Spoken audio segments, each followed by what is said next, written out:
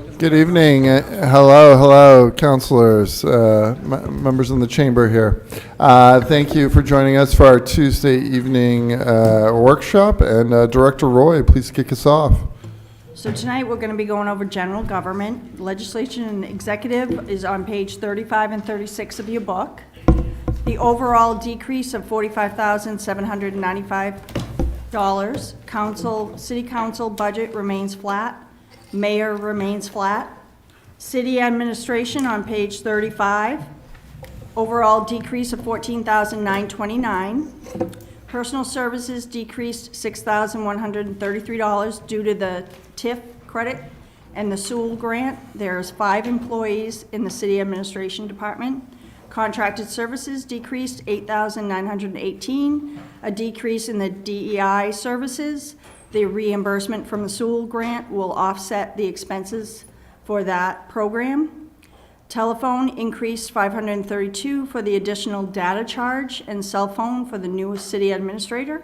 Supplies remain flat. Fixed charges increased $122, all in dues, for the Maine Town, City, and County Management Association.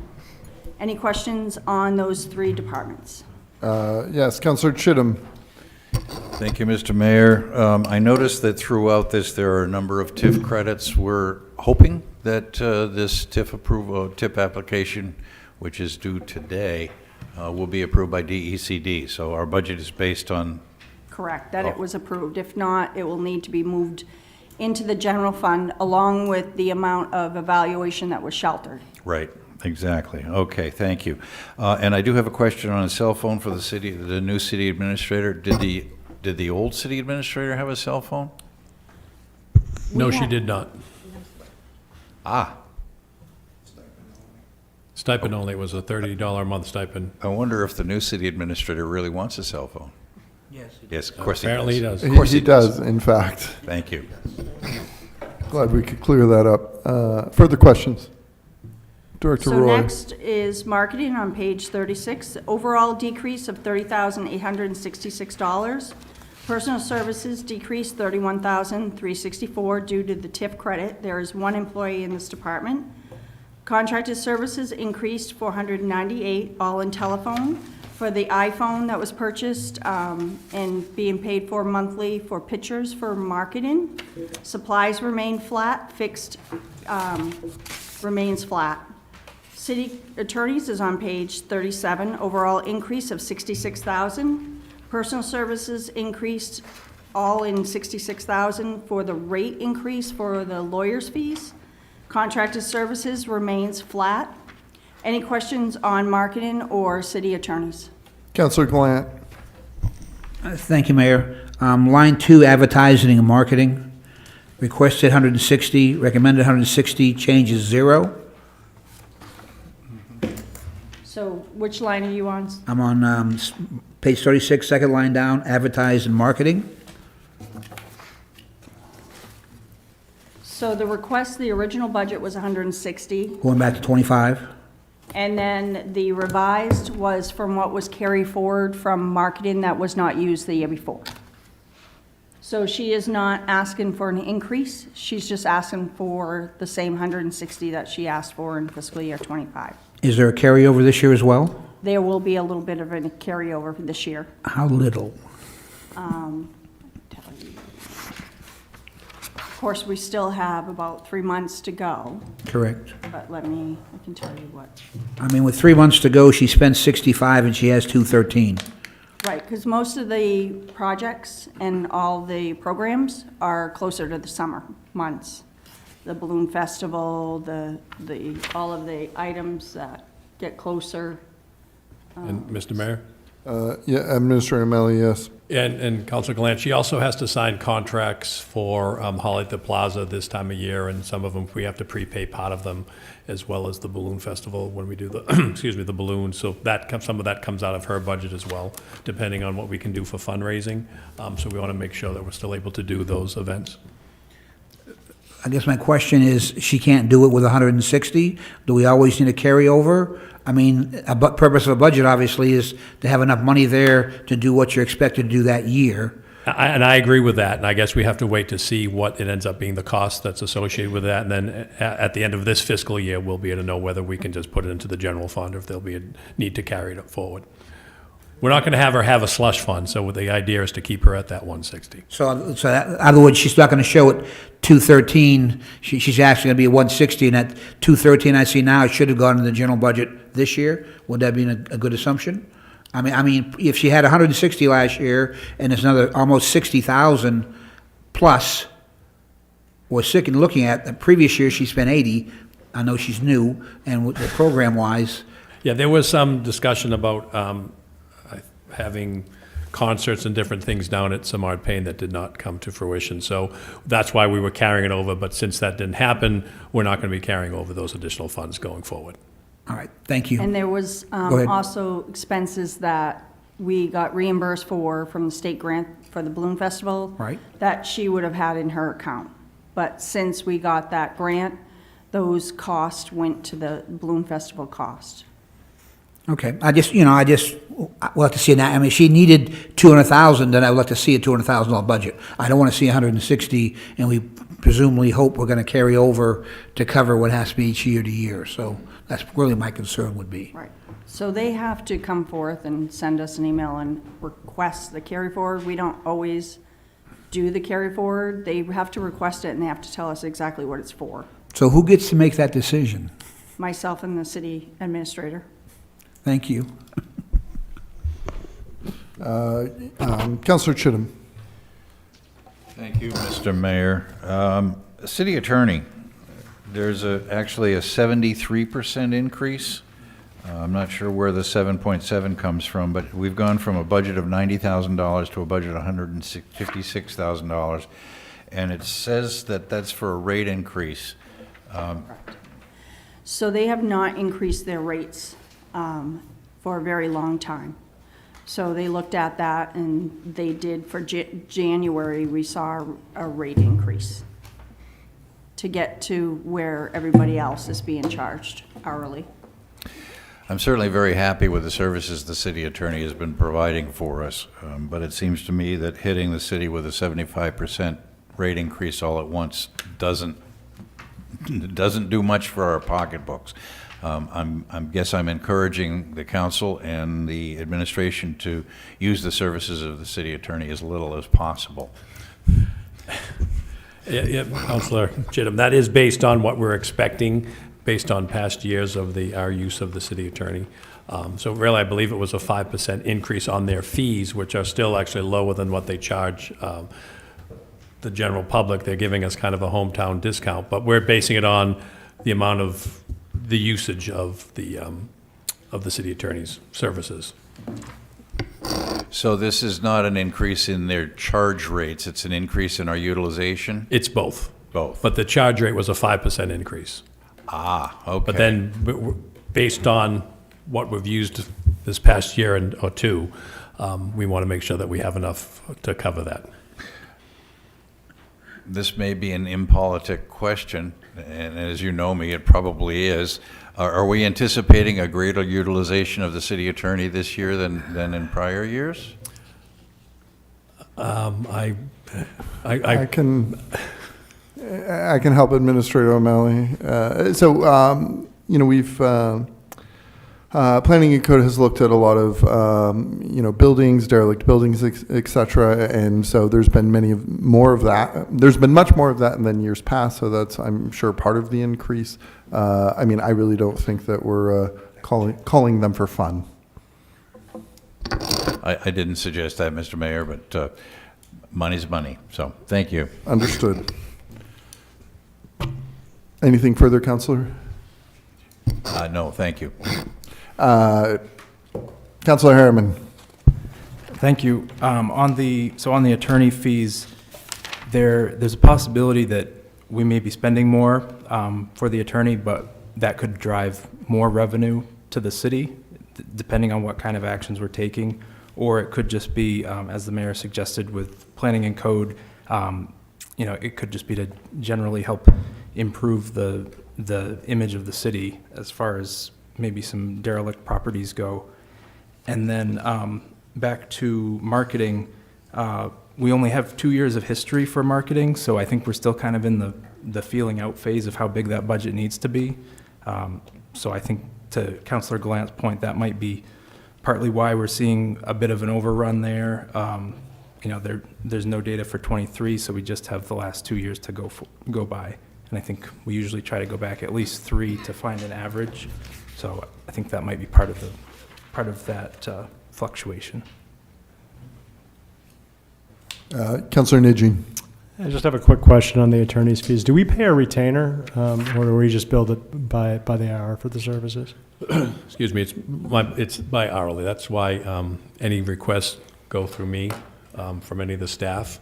It all depends when you talk about planning and code. Yes, they do help us, but they also do help us recoup funds. If someone hasn't paid a civil fine or a notice of violation, they've gotten us back a lot of money. So it's worthwhile. When it comes to personnel issues, obviously we don't get money on that, so it kind of ebbs and flows on what we're going to do in terms of the attorney. I think last year was probably a bit of an outlier in terms of the amount of time we use the city attorney, but my hope is that we can lessen the cost, and maybe this will be too much, and we'll come back next year and we'll say, okay, we didn't use it, but we got to make sure we have enough to cover the city liability-wise. Yep, absolutely understood. And I would hope that we would be able to demonstrate the offset for generated revenues if there are enforcement actions that are taken that generally produce some type of fine activity. So, Councilor Chittum, yes. Yes, thank you. One quick question for the city clerk. $500 for inaugural ceremonies. I thought we were dispensing with inaugurations now that we have staggered terms on both the school board, school committee, and council. Right, we're still looking at doing a ceremony. It'll be on a smaller scale, though. It's not going to be at the Franco Center. It might be in the council chambers, because only half of the council will be sworn in, and then half of the school committee. So a revised ceremony, unless the council wants to change that and have us swear in the new council at the start of the first business council meeting. We still past discussions regarding the charter change. We were still going to have an inaugural ceremony, just a scaled down version, because we still wanted to recognize 50% of the incoming council and 50% of the incoming school committee. Thank you. Thank you. Director Roy. So city clerks is on page 38. The overall for city clerks and election is $61,072. City clerks on 38, overall increase of $24,338. Personal services increased $23,782 due to steps and COLAs. There are 5 employees in the city clerk's office. Contracted services increased $356 for the increase of the miscellaneous services as mentioned for the ceremony, and the offset of the decrease in the telephone of $144 due to the jail cell cell phone. The jail cell phone line is a total of 8. Last year was added accidentally as a separate. It was within the total, so it was just over budgeted. Supplies increased $200 in printing supplies for the increase of copy paper. Fixed charges remain flat. Elections on page 38, overall increase of $36,734. Note there are 2 elections for fiscal year 26, November 25th and June 26th. Last year they only had 1. Personal services increased $31,879. Salaries, wages, overtime increased $7,372. Temporary wages $24,507 due to the 2 elections, which covers the election, mandatory training, nursing home, early voting, and early processing of absentee ballots. Contracted services increased $3,820 due to the 2 elections. There is an increase in printing services, $2,000 for city ballots for November 2025 election. Advertising, marketing, $1,000. Telephone, $70 for the cell phone stipends for the warden and ward clerks for the 2 elections. Only 1 last fiscal year. Mileage and travel, $200, and vehicle rental for $550. Supplies increased $760. Office supplies increased $160. Printing supplies for $600 due to the 2 elections. Fixed charges increased $275, which is the rent for the green ladle for the 2 elections. Any questions on city clerk or elections? Councilor Najin. Just really quickly, so when we pay rent to the Green Ladle, that it goes to the school department? Yes. Okay, thanks. That was my question. Oh, okay. Next is finance on page 39 and 40. The overall increase of $23,744. Finance admin on page 39 is an overall decrease of $45,902. Personal services decreased $46,232 due to the TIF credit that was put in, and the half position that was in the budget for fiscal year '25 is now in the purchasing division. So we have one employee, and the finance committee stipends are in this budget. Contracted services increased $330. This is all in printing services. This is the cost for the budget, the LCIP, and the ACFR printing. Supplies remain flat, fixed charges remain flat. Purchasing is on page 39, overall increase of $26,691. Personal services increased $27,216, which includes COLAs, 2 positions. This is due to that half a position that was budgeted in my budget for finance administration is now all in purchasing, and the credit for the lead. When the deputy director of purchasing and the administrator assistants have bids for lead, they charge off that to that grant. Contracted services remains flat. Supplies decreased $525 for printing cartridges, and fixed charges remain flat. Any questions on those 2 departments? Next is accounting and auditing on page 39 and 40. Overall increase of $15,342. Personal service increased $15,158, attributed to salaries for steps and COLAs. There are 6 employees in this department, along with the credit for CDBG and the enterprise. Contracted services increased $119 for printing services, $172 for check forms and payroll advices. Postage, $37 for the mailing of the 1099 forms, with a decrease in mileage of $50 and in-service training of $40. Supplies decreased $60, all in printing supplies, less copies done in the central services where it's charged. Fixed charges increased $125, all due to the Maine GFOA for the Deputy Finance Director and the Maine Association of Payroll Professionals annual dues. Treasury and tax collectors on page 40, overall increase of $26,629.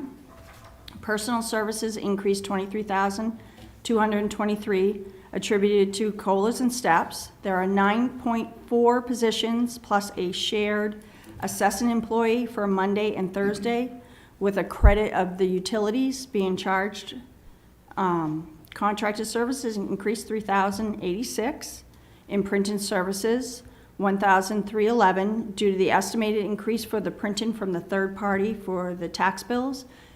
If you remember when we were going over water, sewer, and stormwater, you saw an increase for their bills. We go out to bid and we do all the same. So we do our tax bills, our water, our sewer, and stormwater with the same company. So we're estimating an increase for that third party. The last 2 contracts had a difference of 9 cents per bill, and we're estimating 11 cents per bill this fiscal year '26. Postage increased $2,425 due to the expense line where the accounts payable checks are charged when mailed out to vendors.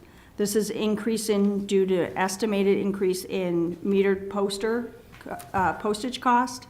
The expense line is also where all the postage is charged for the certified mail-in for delinquent taxpayer lien notices, small claims court notices, and the motor vehicle reports that go to the state of Maine for all the registrations that we do monthly.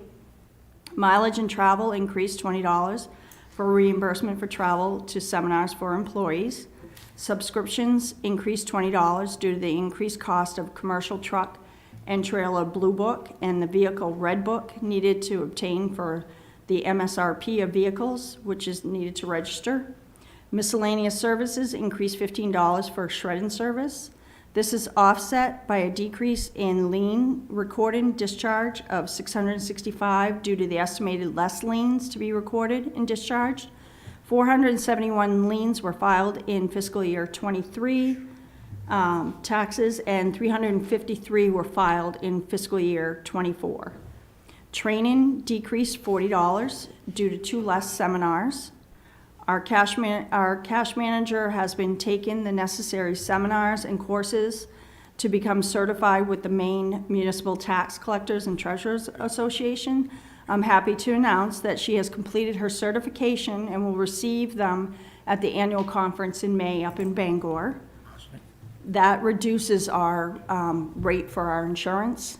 We submit that with our insurance to MMA, and they see that as a credit, so they usually give us a discount on that. Supplies increased $320. The increase in office supplies for toner, increase for the motor vehicle printers and the banker boxes that we file all of our backup registrations and our deposits that we have to keep for 7 years. Fixed charges remains flat. Any questions on accounting, auditing, or treasury or tax collectors? Councilor Chittum. Thank you. Motor vehicle printers are printers in the motor vehicle department, not in the motor vehicles themselves, I assume. Correct. So they're the printers that print off your registration. All right. So when you come to register, there's certain printers that print those off the way the state requires them to be printed off. All right. And I noticed that we're mailing motor vehicle reports to the state of Maine. Correct. Is there any movement to get that done, that filing done electronically? They require it to be sent. So we have to send every single title when somebody has a new vehicle, the title, the sales tax forms, and all the registrations that, along with the check and the report, all of that information has to go up to them. Checks and title I can see, but okay. Right. Yeah, it's tough to transfer title electronically, I guess. Although the day will come. So, thank you. Councilor Glant. Thank you, Mayor. This is an overall question about postage. Have we thought about what most companies do today, asking our business clients in particular, or any of our taxpayers, if they'd like it electronically, to save paper, so that we could reduce postage? So we do offer, like, if we have vendors that want their payment electronically, we have a form they need to fill out. We have to verify that it's actually them. So we're trying to do less and less by printing and just sending it by email. So if they get a payment electronically, they get an email stating that that's going into their bank. Along with, we try to do invoices for the general bill, and all the other invoices go out by the third party. But what we can send out electronic, we try to send out. Like all of the financials, when the ACFR is done, they used to mail them out. I now email them out to everybody. One, we save on printing them, Correct. and then we save on mailing them. Good. I just want to make sure that's something we're trying, because almost 90% of what I do today, I do online, and I don't get any paper, you know, so to me, it would seem maybe people could opt into that, we could save some postage. Thank you. You're welcome. Councilor Najin. A quick question about the accounting and auditing and treasury departments. Are all these positions salary? I noticed that there's not a lot of overtime put in here at all. No, so they're not all salary. Okay. The senior accountant's salary, the grant accountant's salary, and then the purchasing and the deputy. All the others are hourly. A lot of them will opt to have comp. For the most part, they have to get approved to even have overtime. Mm-hmm. So if there's no need for overtime, we do not approve overtime. During tax bills, usually the first round of tax bills, when we get so much mail, we offer overtime to those individuals, and a lot of them will take comp and use it for another day off. Other times, yeah. The reason why I was asking is just because we're in the final stages of the re-eval, and I'm sure that's going to make this department busier. Is it just not going to be seen in fiscal year 2026? So the reval will be more assessing department, okay. receiving all of their paperwork and all of their Okay, that answers my question then. Thank you. Councillor Glant? You said a magic word that I had a question about at some point, so I'll do it now. Do all of our employees now work here in the building, or do we still pay somebody in Florida? They are. Councilor Gallant, as soon as I became acting, I stopped that. Thank So you. it's That's been all been over a year. Do we have a grant writer now here in the building? That's been part of certified? her function. She's here. You've met her, Catherine Ruth. He's in the room. Okay, so I wasn't aware, I don't know if all departments know or how we're utilizing her, having been qualified to do that in a school department. Everybody came to me about all the different grants, and I was always searching for grants for every department. I'm just curious what that role actually looks like, or is what's happening here at the city. Catherine, would you like to come up and explain your role?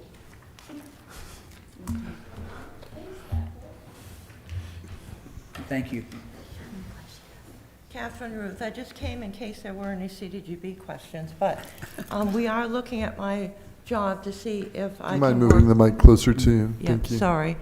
We are looking at my position to see if we can work more on grants and move some of the more rudimentary processes with CDGB to other people in the department now that we are starting to have the staff stay and not have so much change and people leaving over time. So I am a grant writer. I've written over 300 grants, God bless. either as writing by myself or with departments or with citizens or Council of Government. So I'm hoping that I can transition over to writing grants for the city, specifically in our own department, because CDGB is on the chopping block a bit, as well as other federal funding. Mm-hmm. But just looking at the overall CDGB program, there's so much more that we could do, and we're very limited in what we can take care of for the citizens and helping the public service agencies and all of the public facility projects that we could do. So there are a lot of grants out there, and I've worked on those before, but also helping the other departments because they struggle with their budgets, and there is funding out there regardless of what goes on. Currently, there will be federal funding and state funding available. It just may be different. Thank you very much. And I know it's a very valuable tool for the city to use, and I'm hoping we can make sure you have the time free to go out and search, because every nickel you find is one less nickel we have to charge a taxpayer. Yeah, Thank you. absolutely. Glad to have you here. Perhaps we'll have a workshop in the future. Thank you so much. Yes, thank you so much. Central services on page 40, overall increase of 984. Contracted services increased 984. The increase is for the repairs of equipment, less the charges from other departments for the use of the central copier. They use this copier for larger projects, so we're seeing less of larger projects. Supplies remain flat. Any questions on central services? Next will be MIS on page 41. The overall increase of $54,626. Personal services increased $18,578. This is due to steps and COLAs. There are 5 employees in this department. Contracted services increased $38,534. The increase is in maintenance and licenses of $36,162. This is due to the new software for Public Works at $27,000 to track projects. A new requirement for the city's website, ADA compliant, of $4,500. And the Survey Monkey for marketing for $2,500, along with a smaller increase for current licensing. Repairs and equipment, $3,500 for the replacement of the printer heads for the 2 plotters. Supplies remain flat. Capital outlay decreased $2,486. This is from fiscal year 25 budget. There was new employee computers that are not needed in fiscal year 26. Removed from the budget being proposed for fund balance are the PCs, laptops, and tablets that were requested at $137,500 and monitors at $8,100 on page 32. Any questions for MIS? Councillor Glant? What are we using the Survey Monkey for? So, Surveys, I assume, but yes, Director It was Starr. requested by the marketing director. I'm honestly not sure what they're doing with it other than surveys. Okay, It thank was you. a request for the, There another. there are just a lot of different engines out there that can be used, Mm-hmm. and I'm not familiar with this one. I will be tonight. I'm just curious why that one came up about. Thank you. any other questions for MIS? Yes, yourself. Thank you. Assessments on page 42, overall increase of $11,499. Personal services increased $8,711 due to the increase in steps and COLAs, which is offset by the TIF credit, 5 employees in this department. Contracted services increased $2,728, an increase in telephones of $2,478 for the jet packs for the internet access. One pack has been canceled in February due to not using. This will be on the parking lot with the gas and oil and will have a savings of $2,500. In-service training, $250 for training increasing in the fall conference for the Maine Association of Assessing Officers, two individuals attending. Supplies remain flat. Fixed charges increased $60 is due to the International Association of Assessing Officers. Any questions on assessing? Councilor Najin. Again, it's just a question about the overtime piece. I'm just curious as to if there's an expectation of the workload to increase, or if that's going to be done next year. And I can get that answer via email. I would be absolutely fine with that. So Human Resources, page 43, overall increase of $25,104. Personal Services increased $25,004 for COLAs, adjustments, and steps. 3 employees with the credit from school for the safety coordinator. Contracted Services decreased $125, all in telephone, due to the school credit for the safety coordinator. Supplies increased $225, all in printing supplies for the new hire packets. Fixed charges remain flat. Any questions for Human Resources? Planning and Code is on page 54. The overall increase is $77,355. Personal Services increased $68,082. Salaries regular increased $64,048 due to steps and COLAs. The new position for planning technician from fiscal year '25 had a 3-month delay and is budgeted currently for the full year in fiscal year '26. Overtime increased $4,034 for an increase in wages. CDBG funds for the code officer position is $64,409. There are 11 positions in this department. Contracted services increased $9,248. The largest increase is in-service training. In prior years, all training was in mileage and travel. This has been broken out to account for the expenditures correctly. With the decrease in mileage and travel, the total increase would be $8,636 for training. The increase is for mandatory training. Printing services increased $287 for business cards and envelopes with the return address printed on them. Postage increased $325 for anticipated increase in property maintenance and various boards mail-in. Supplies increased $2,009 for printing supplies of $1,000 for the cost of the 3rd floor photocopier, which was originally paid with CDBG funds.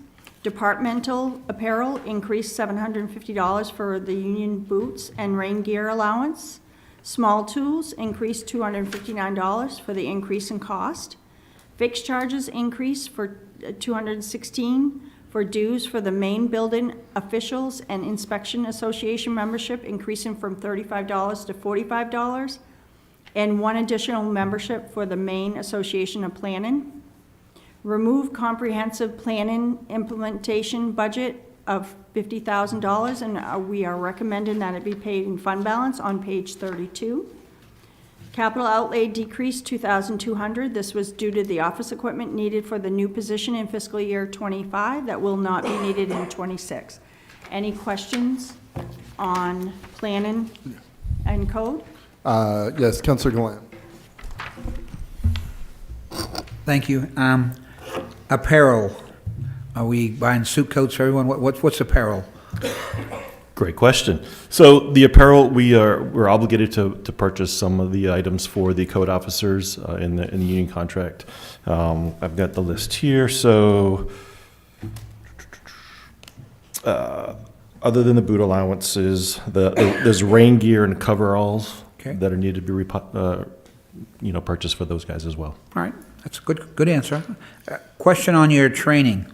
They obviously did a great job in reducing it. Are we going to be missing anything with this reduction? Can you live with that reduction? I know your department in particular needs certifications and certain things that will be taken care of. Is that going to affect us that way? No. So what we've done is we haven't had many of the national training, for our folks over the years, and we've looked at it. We've reduced it with staggering. So we'll send a couple this year, and then next year we'll send a couple more, and try to offset it. So we're trying to hit the larger conferences, the larger training seminars first, but we feel very confident in this amount that it'll be a wide array of training for the entire department. All right, thank you.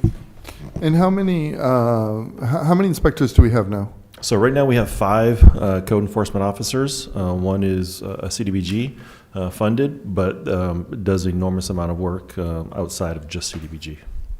And then how many total people in the department? So there's 11. So we have 3 planners, if you will. We have the deputy director, who is the city planner.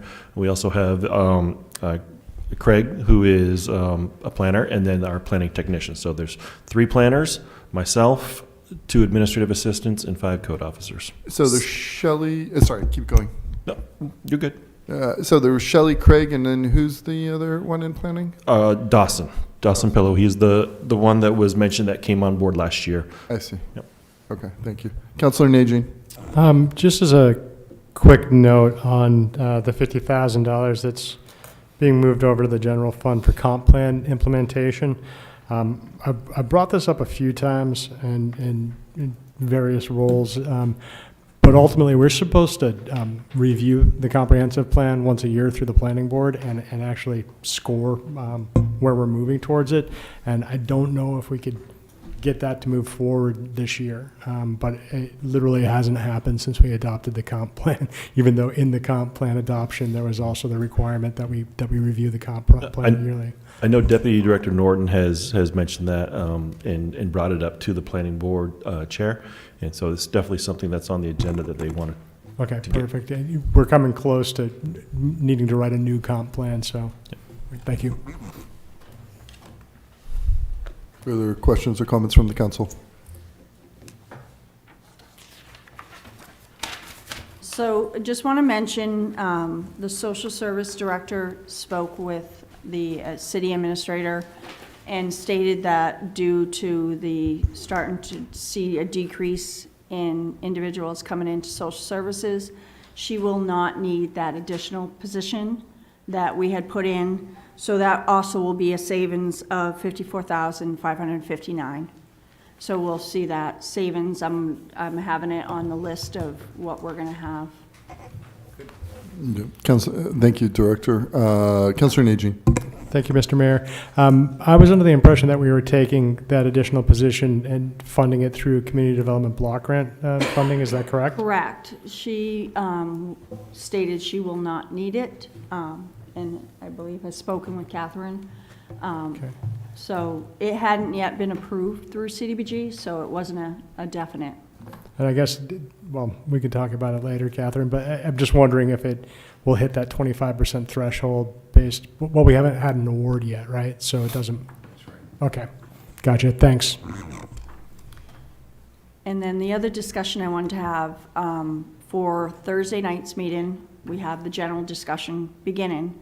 And I wanted to see if you all wanted to go over because we never went over the utilities LCIP projects. I don't know if that will be a good time because we have revenues, we have the nonprofit individuals coming in, and we have the miscellaneous departments, which most of those miscellaneous departments we have already gone over on the first meeting. So that will be quick. So I don't know if you want us to prepare and have it ready for that night to go over those LCIPs, or if you want to wait till the next one. How does the council feel about that? Councillor Chittum? It sounds to me as though we're going to have a busy night on Thursday, and if we're going to be talking about capital improvements in the enterprise funds, I would prefer to see that delayed for the following meeting. I'm fine with that. Councillor Najin, yes. Could there be the possibility that we have it set aside for next meeting, and if we're running out of time or it's running long, then we don't tap into it? There was a lot of funding on the LCIP there, but there weren't a lot of projects, and so. I'm fine with that. I just anticipate the next meeting with the nonprofits is going to be long. I can work on the presentation. If we have time, I'll have it ready for that night. If not, because meeting on April 8th is the presentation of the school budget. So I don't know how long that will be. We could do it after that if Thursday night goes long. Sounds okay to me. And that's it. Councillor Glant, did you have something? Thank you, Mayor. So April 15th, we have budget workshop, general discussion as needed. Is that going to be, we talk about the other items that we're interested in doing things with? That'll be the first real opportunity? You have Thursday night, depending on the time frame. That starts the general discussion on Thursday night, along with Well, Tuesday night. Yeah, I was just going to say, for general discussion, depending on what we want to talk about, we'll also need department heads here. So I guess I would prefer to, provide Director Roy and administration a sense of what we want to talk about for the next general discussion, whenever that is, so that way we can line up directors, and that way, people aren't just hanging out here for fun. Well, that's why But you're all having fun, right? That's why I'm asking on April 3rd, can we get rid of general discussion and add the other item and just move that down, so it's going to be with general discussions, so we don't have the department head sitting around here and we run out of time? I mean, we're trying to pencil some time for the LCPI and what we're going to look at. Well, and that's what we're talking about. You're talking about this Thursday, correct? Right, April 3rd. Yeah, and right now we're under the impression that, between nonprofit requests, miscellaneous municipal revenues, that will take an inordinate amount of time. She will prep it with any luck, right? Prep You have the notes for Thursday night already. well, right, but you're talking about the LCIP, right? Yep. I will get it ready and. She will prep it, and if there's time, we can do it. But that would mean every budget, that means all the department heads will sit here through the other two sessions, and we may not get to them. I'm trying to save the department heads having to come in at all on the 3rd. That's my point is, if we say we're not going to do any general discussion on the 3rd, then we won't need department heads, period, and they can have a night off. That's, I guess, where I'm going. And I'm fine with that. Okay? I'm actually, Yeah. I propose that to the group. I just hate to have them sit here. They've done it before, and we get to one of them, and the other 5 could be home watching a basketball game or something. Who knows? No, you bring up an excellent point. Yeah, we'll just plan on not doing LCIP on Thursday. Okay. Yeah. Thank you, Director Roy. Anything further, Administrator O'Malley? Excellent. With any luck, we're signing off on the budget workshop for now, and with any luck, we'll be starting our meeting right at 7. Thank you. Thank you to all the department heads and directors for being here.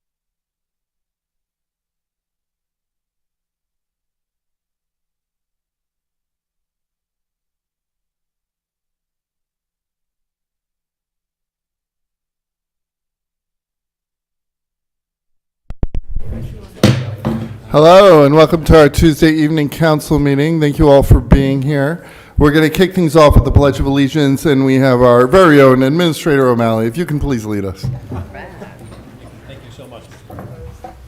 I pledge allegiance To the flag of the United States of America and to the republic for which it stands, one nation, under God, indivisible, with liberty and justice for all. Thank you very much. Madam Clerk, I believe we're ready to begin.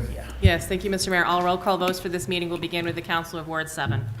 And I understand we have minutes. You do, the minutes of the March 18th meeting. May I have a motion, please? So moved. Councilor Najin, Second. second by Councilor Chittum. Madam Clerk, please call the vote. Councilor from Ward 7? Yes. Ward 1? Yes. Ward 2? Yes. Ward 3? Yes. Ward 4? Yes. Ward 5? Yes. Ward 6? Yes. Motion passed by a vote of 7-0. Thank you very much, Madam Clerk. We are now up to public comment. Any member of the public may make comments regarding issues pertaining to Lewiston City Government. This period is reserved for non-agenda items. Public comment is also allowed during individual agenda items. Public comment is limited to 3 minutes per person. Please state your name for the record, and please indicate if you're a Lewiston resident. Because this is the business meeting of the City Council, all questions should be directed to the mayor, who will ask staff to follow up at a future time. It is illegal for the City Council to allow comments related to personnel matters. All personnel complaints should be made directly to the City Administration Office. Here I am back again, Ronnie Parity, Ward 6. I have another public health question for you. What do you do for a tornado? If there's a tornado disaster, what do you do for an earthquake disaster? I'm not going to answer that, but you do things differently for each one of them. How many people know that? Okay? Anyway, I was reading the paper on Sunday about the syringes, which is, and all that about syringes and substance abuse and needles and all that stuff. We did, as a public health committee, we were the first one, and in fact, Chief O'Malley was chief then, when we put those things in, because we consulted with the police at that time, when we put the 8, I think we put 8 or 9 in, I don't remember exactly. But anyway, I just want to tell you about an outbreak in Bangor. This is an HIV outbreak. And 23 cases, and it's from October to March of this year, okay, October last year. Now, 23 don't sound like much, but when newly diagnosed HIV is only 1 or 2 cases newly diagnosed a year, 23 is a lot in a few months. Okay, related to these, 100% of these 23 had used needles or were injection drug users within a year. 21 of them was unhoused in a year. Hepatitis C co-infection, 22 in a year, out of the 23. Outcome, linked to care within 30 days of diagnosis, only 16 had it. Emergent issues.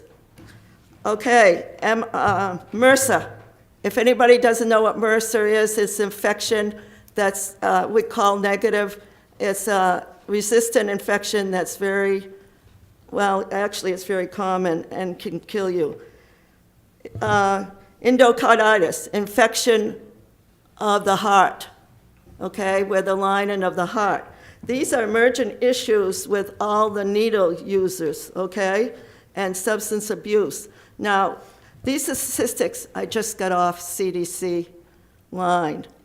So this is an outbreak. Anything over 4 cases is considered outbreak by public health.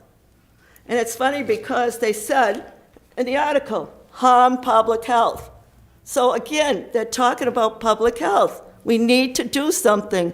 I want literature to go out to people that they can read of what to do in different emergencies. Thank you. And I'll be at the public health meeting next week.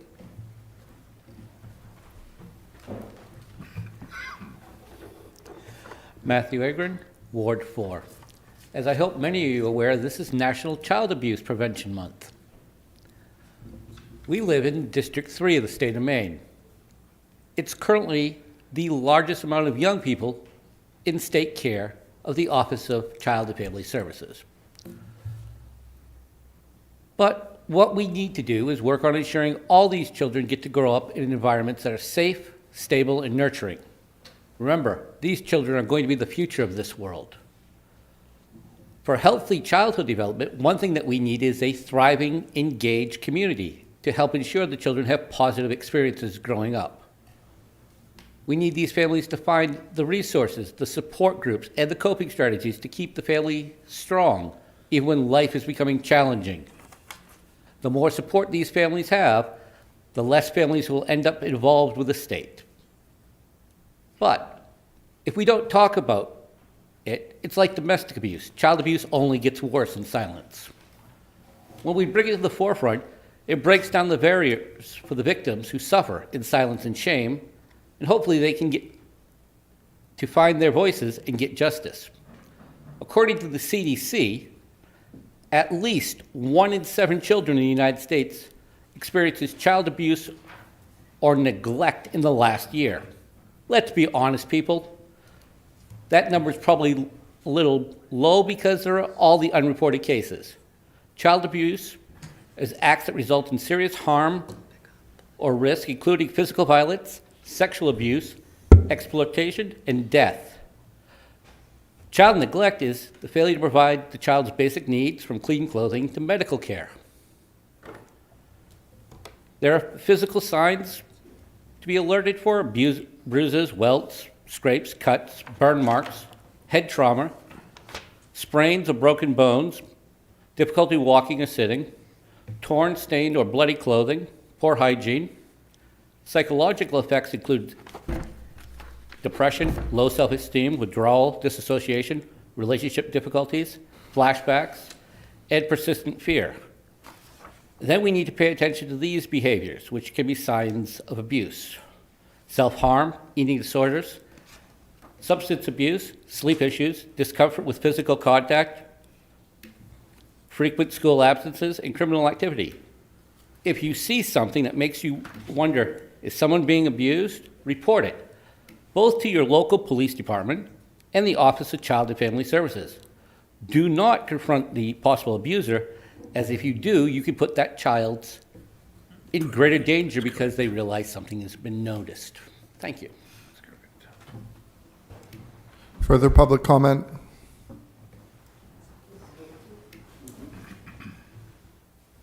I recognize the name, Mr. Philippon. Okay.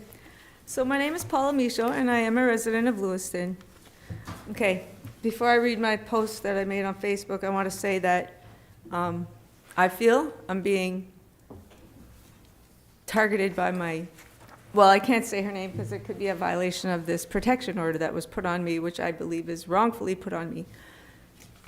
And I have not been able to see my grandkids in 3.5 years. And I am a good person, like this gentleman says. Good people are needed in a child's life. Okay, so I would like to leave you a copy after I'm done reading it. I also have a copy here of something I found years ago about, it's called LAS. It's a syndrome called legal abuse syndrome. And you can read it. I'm not going to read it all because it'll probably take up my 3 minutes. But this woman, she was a psychologist, marriage counselor, and she said that litigation in the courts when you're disillusioned and oppressed is dangerous to your health. Okay. Now, I have some stuff here, my notebook. This is a summons for my arrest or to appear in court on stalking charges, okay? Because I called a certain school and wanted to know if there were certain activities that my grandchildren were participating in. That brought on stalking charges. Okay, I have a letter here from Lincoln County Court that I have not opened yet. I'll do that later because it'll probably make me emotional. It's probably related to the stalking charges or the protection from abuse, protection from harassment, permanent order that was placed on me after a court hearing that I believe was unfair. So Sunday night at 10 o'clock, police officers came knocking at my door, okay? I did not answer because I'm afraid of them, and I feel it would be probably another wrongful arrest. I was arrested on Monday, March 24, all in relation to the stalking charges, and I had to walk home in the storm because they booted me out the door. I hadn't brought my cell phone because I was afraid they were going to take it, okay? So I couldn't call anybody. I walked almost all the way home. 2 miles in that slush on the sidewalks was not easy. I fell a few times. Okay, so Sunday night, 10 o'clock, police officers come to my door. I don't answer because I feel it's another wrongful arrest, and I don't want to fight them. I would have that opportunity and that right if it was a wrongful arrest, and if I could eventually prove it. I could even shoot them, but I wouldn't even try that. I don't even own a gun. So I didn't answer. They came back at 11 o'clock, 11:15, and they knocked at my door quite loudly for about 10 minutes, and I started to record on my iPad. Oh, maybe I shouldn't say that. You guys might take it for evidence in the stalking charge. They've already taken my cell phone. That's time, thank you. More information at pjmcleaning.com. That's time, thank you. That was a real short 3 minutes, but I would like to leave you this. That's time, thank you. Feel free to leave it with the administrator. It's my Facebook post today, and I hope there's nothing in there that would get me arrested. I have the right to free speech. Further public comment. For more information. Public comment is now closed. Madam Clerk, I understand we have a consent agenda. We do. We have 3 items on the consent agenda this evening. Item number 1, adoption of city council meetings schedule for the months of July and August. Number 2, amendment to the traffic schedule to prohibit wintertime parking on a section of Newman Street. And number 3, amendment to the traffic schedule to add parking prohibited on No Mark Court on the even-numbered side during the winter months. May I have a motion, please? So moved. Councilor Chittum, second by Councilor Najin. Madam Clerk, please call the vote. Council from Ward 7? Yes. Sorry, one second. Yes. Pursuant to Section 2.4, I request item 1 be removed. We will remove item 1, thank you. Councilor Najin, yes. Thank you, Mr. Mayor. I was just asking to be recognized. I wasn't seconding the my only question about this consent agenda piece is that did any resident from Nomar Court or Newman Street contact any of the administrators, anybody at staff or council level? Did anyone contact me? Yeah, It was concerning the- these agenda items. It was the neighbors that reached out to the police department to have this done. But I'm just asking, since it was put in the packet, did anybody? I have not received any. Okay, perfect. Thank you. Okay, Madam Clerk, we are pulling out item number 1. Is that correct, Mr. Roy? Okay, we're pulling out item number 1, and now I would like a motion for consent agenda now is now items 2 and 3. Do we have a motion? So moved. Second. Councilor Chittum, followed by Councilor Gallant. Madam Clerk, please call the vote. Council from Ward 7? Yes. Ward 1? Yes. Ward 2? Yes. Ward 3? Yes. Ward 4? Yes. Ward 5? Yes. Ward 6? Yes. Motion passed by a vote of 7-0. Excellent, thank you. Item number 1. Item number 1, adoption of city council meetings scheduled for the months of July and August. Requested action to suspend section 2.4 of the rules governing the city council and to only hold 1 regular meeting during the month of July, said meeting to be held on Tuesday, July 15th at 7 p.m., and to hold only 1 regular meeting during the month of August, said meeting to be held on Tuesday, August 12th at 7 p.m. May I have a motion, please? So moved. Councilor Chittum, second by Councilor Gallant. Given the nature of this, I'm going immediately to public comment for this item.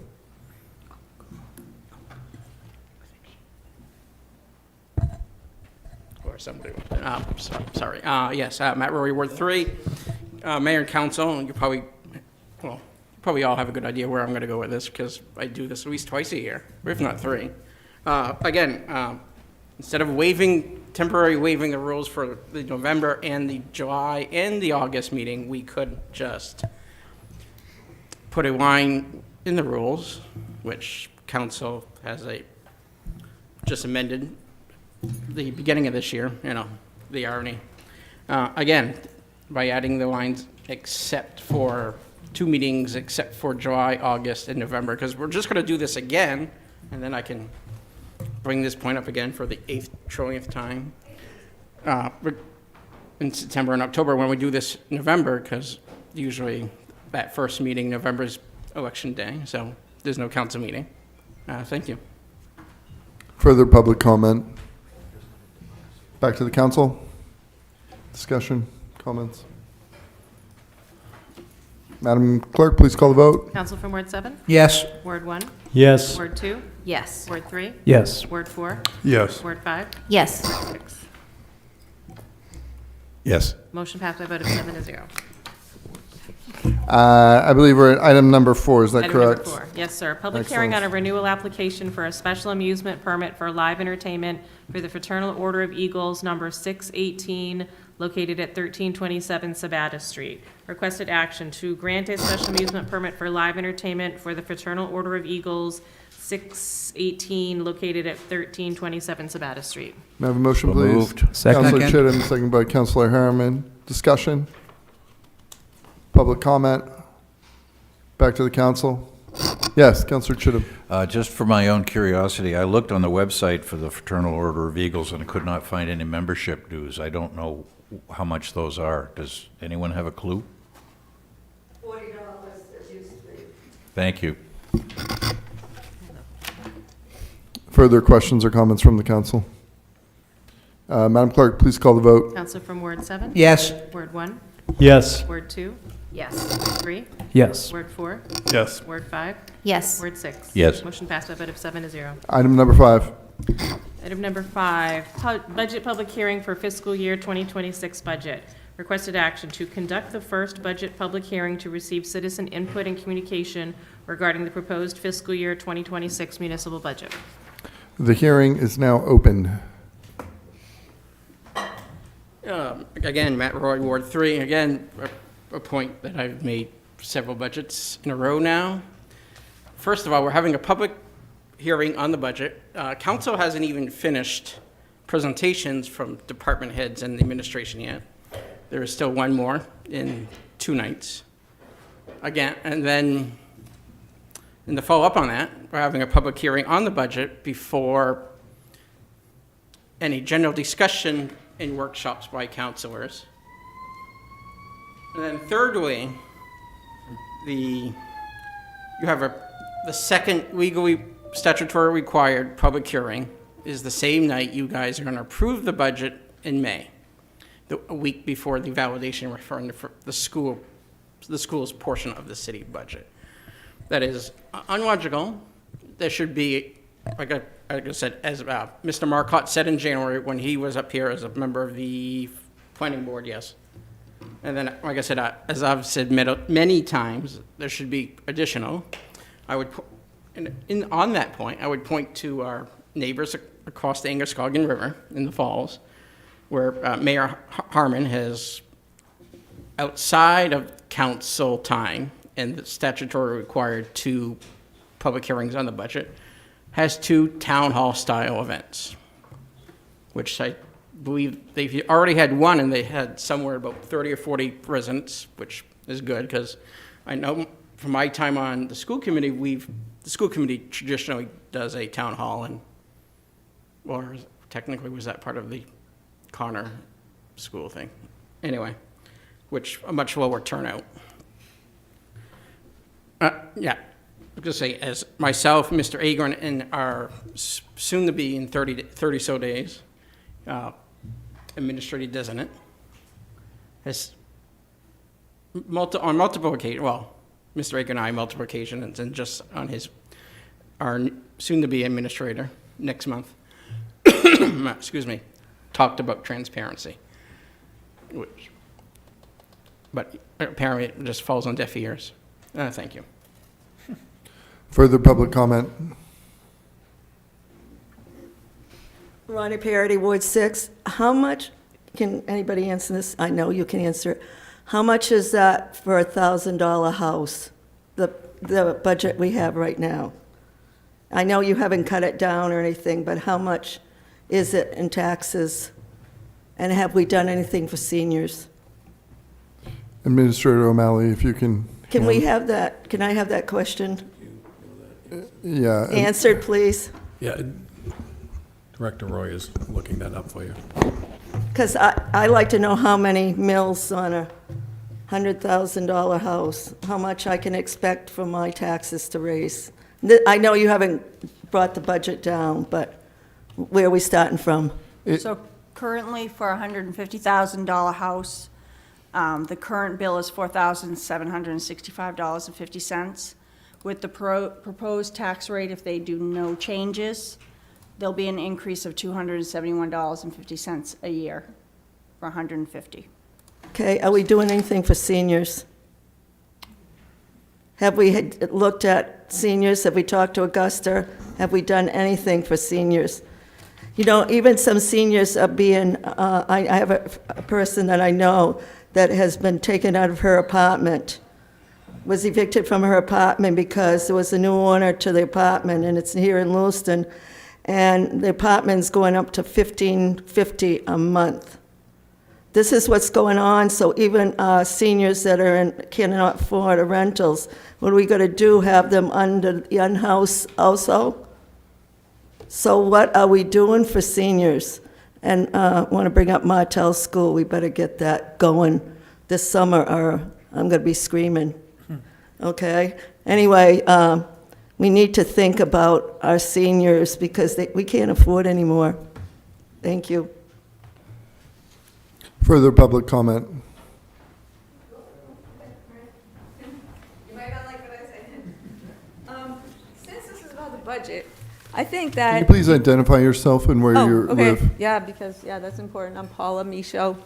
So, since I'm concerned also about the budget, and I think taxpayers would be, that you guys use excessive police force. 5 officers were not needed to come to my home That is and not- kick in my door. That's not relevant Well, here. yeah, Thank it you. is, because you could have used those officers that Thank pay you. for something else. Thank you.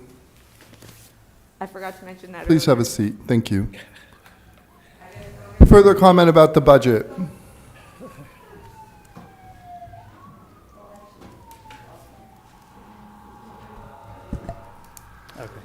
Joe Philippon, Ward 1 resident with the Lewiston Police Department and the organizer of Lewiston Summer Fun and Films. Councilors and Mayor, thank you for financially supporting the program last year for the first time. Your support added balloon twisters, an aerial activity and performance, and most importantly, many, many wonderful, youthful smiles. I apologize because I will be away on April 3rd. I'll be celebrating my 41st birthday, unfortunately, which is why I'm here speaking. The Police Community Relations Program started 9 years ago and has grown considerably since. Our attendance is between 750 and 1,500 people per event. We do 5 free events during summer vacation. Local organizations and providers are invited to table for free, and I've used this program to share information about the many good things happening here in Lewiston. Our attendance is generally families and truly reflects the community in terms of social economic status. Hold on one second. Sure. I'm sorry, you cannot do this here. Please leave. Seriously. Thank you. Councilors, thank you. Detective Philippon, please continue. I guess my timing can be impeccable sometimes. We'll give you a few extra seconds. Please continue. I was talking about our audience. So we average around 750 to 1,500 people per event. We do 5 free. Our audience is generally families and truly reflects the community in terms of social economic status, race, and even age.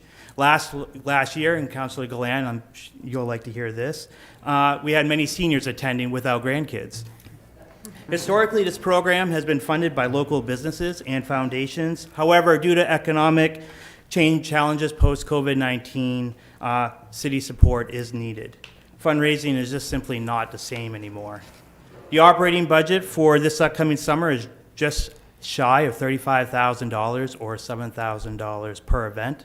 Without a partnership to use the LED wall, this cost would be in excess of $12,000 per event. I'm asking the council for up to $10,000. Last year you gave $5,000. I understand the challenges of crafting a budget, and I want to thank you for your previous generosity and for your consideration in this fiscal budget. This is a community program through and through, and everyone in Lewiston benefits from it. I'm available if you have any questions. For anyone interested in supporting Lewiston Summer Fun and Films, please feel free to reach out to me and follow us on Facebook for updates. And then I just wanted to separately, I think I can squeeze this in. Separately, the latest mural, Vibrant Visions, will soon be completed.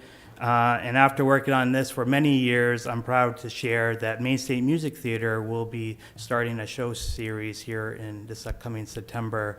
And if only a quarter of our audience goes to this, it's going to generate about $22,000 per show just in dining costs. So it's really good for our local economy. So anyways, thank you again. I appreciate your support, Mr. Mayor and councilors. Further public comment for this budget hearing. The hearing is now closed. Thank you. Okay, thanks. Item number 6. Item number 6, order authorizing the acting city administrator to execute an extension of the option agreement with the Lewiston Auburn Community Market Incorporated. Requested action to approve the order authorizing the acting city administrator to execute an extension of the option agreement with the Lewiston Auburn Community Market Incorporated. May I have a motion, please? So moved. Councilor Chittum. Second. Second by Councilor Calant. Director Libby, thank you for joining us. Thank you, Mayor and members of the council. My name is Nate Libby. I'm Director of Economic and Community Development. Tonight, we're asking you to consider extending the option agreement to Lewiston Auburn Community Market for the property that is currently occupied by the Lewiston Police Department. LPD plans to vacate their space and move into their new police station down in the Bates Mill District, Mill number 7. Projects of this scale typically experience some form of delay or another. So that delay has sort of bunched up the timeline for Lewiston Auburn Community Market to go through their due diligence process and continue on their path to securing financing for this community market. So they have requested, and staff are recommending, approving a 6-month extension to the option agreement, which was originally envisioned when this agreement was made back in January of 2024. Happy to try to answer any questions you have. Councilors? Public comment for this agenda item.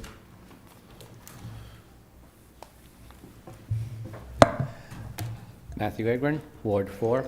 I only have a simple question. In the memorandum that Director Libby wrote on this, in his background memorandum, it states they had a 24-month original deal, in which case this changes what the 6-month extension you're asking for when it expires.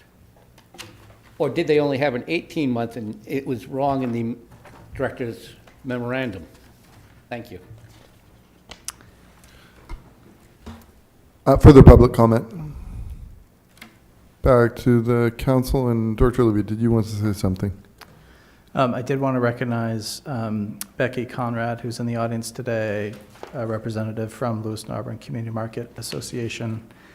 She's willing and able to answer specific questions you may have about the project itself, but I just wanted to note that representatives from the group are here. I can comment on the question that was just posed. The extension was drafted by our legal counsel. There are, probably 100 ways to draft this, and the path they chose was to amend the term of the agreement from 18 months with a 6-month extension to a 24-month option agreement. I tried to describe that in the memo. I obviously didn't do a great job explaining that piece, but this is a 24-month option. That's basically what we're asking for. Thank you for clarifying. Sure. Further comments? Yes, Councilor Chittum. Yeah, question. Is the police station going to be included in the revaluation that's currently underway? Well, we don't pay taxes on that, so we would have our assessing give us an idea of what that building and the land is worth when it comes time to start discussing the actual sale. Okay, all right. So, yep, I hadn't occurred to me that we wouldn't be evaluating properties that don't generate a revenue for us. That would be a waste of money, wouldn't it? Thank you, Mr. Administrator. With that being said, though, the police station is a lease. Are you talking, well, I thought he was talking about the current 171 Park Street. You're talking about current? Okay, sorry. So that property will come onto the tax rolls should a project like this come to fruition. Well, I did look at the current assessed value for the land and the buildings on the city's GIS website. So I have an idea, but that's what prompted me to ask whether or not there was going to be a reevaluation or a look at the values that are listed for that. Councilor Najin. That line of questioning just made me think of something. With the lease, is the new police station taxable? Are they paying taxes?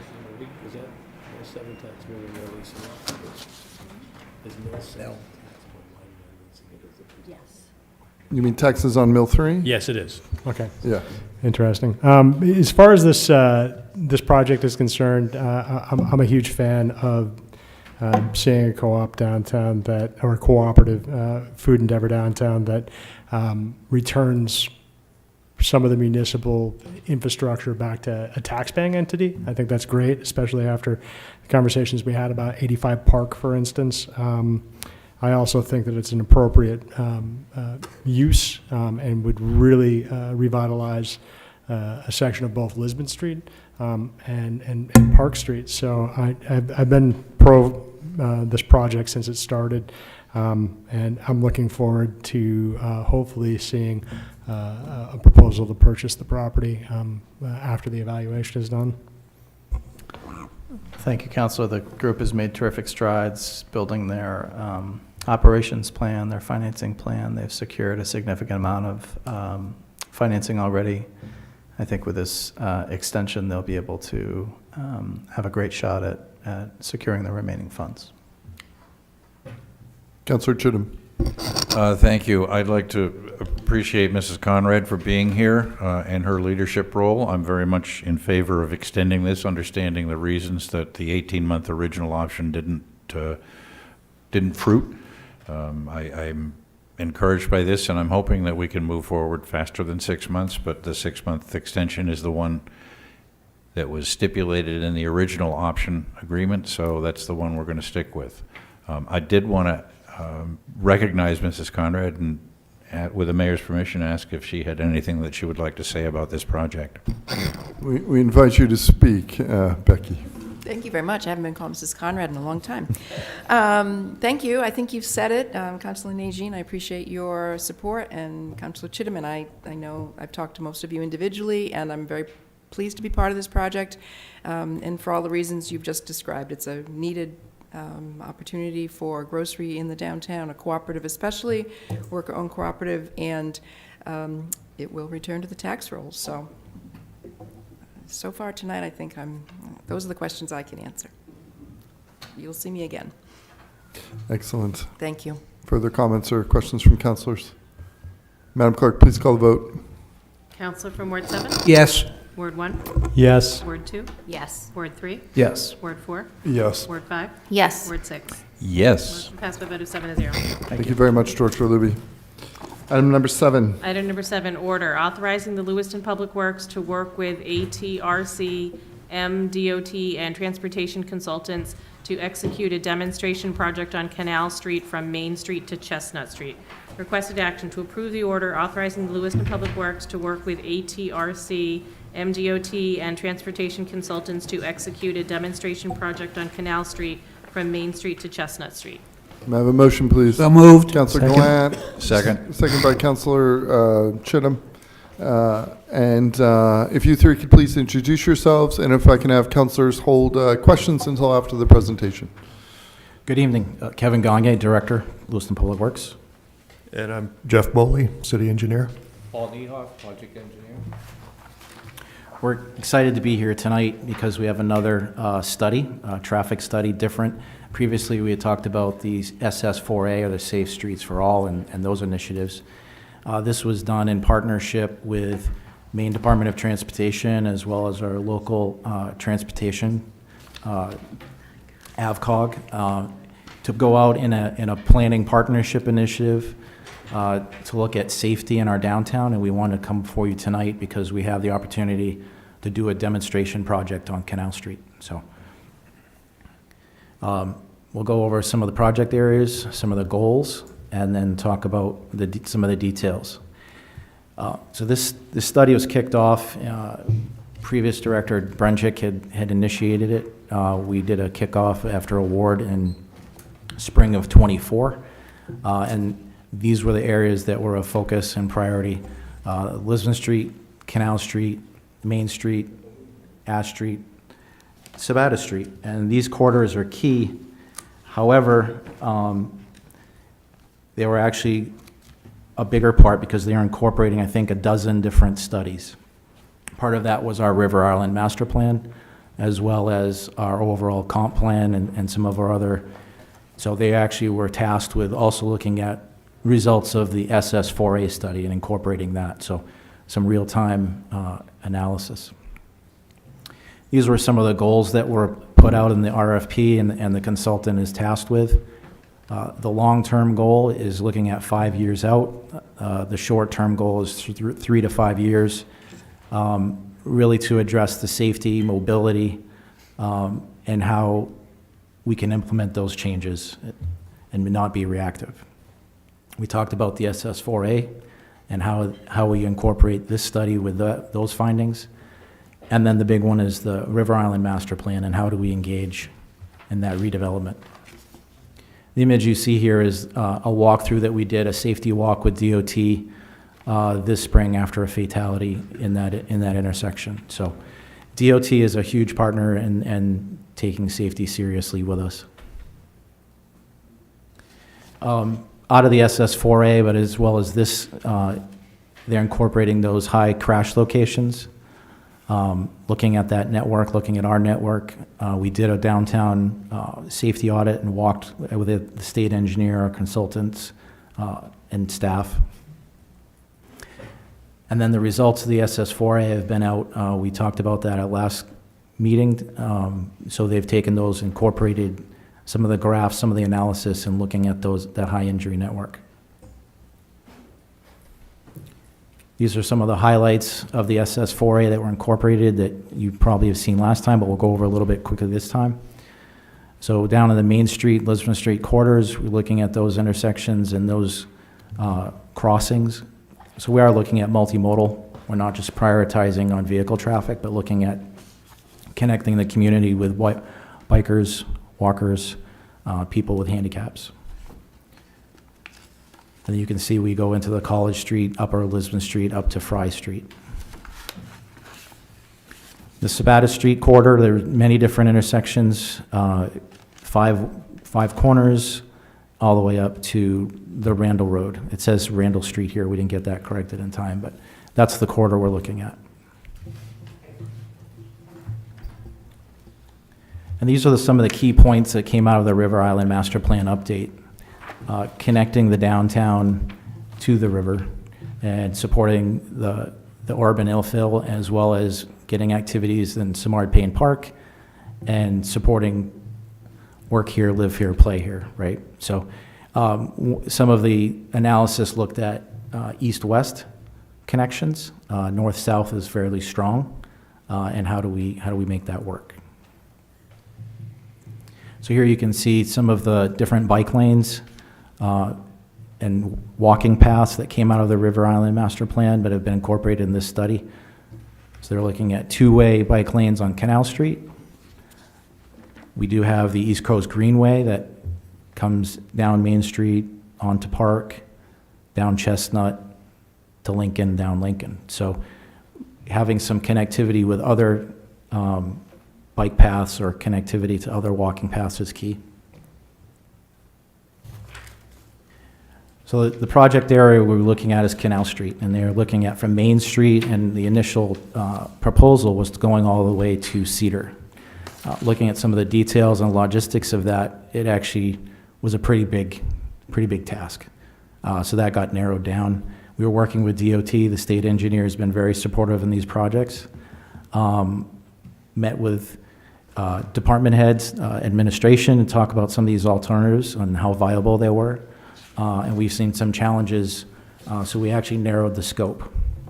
So we're here before you tonight to try to change from Main Street to Chestnut is the planned scope area. This is a perspective that was given, I believe this was the part of this plan, or was that at River Island? Riverfront master plan. So this came from the Riverfront Master Plan and some of the visioning that came out of all of that work on that last update. So you can see multiple uses, bike, ped, overlooks, a revitalization as it's envisioned.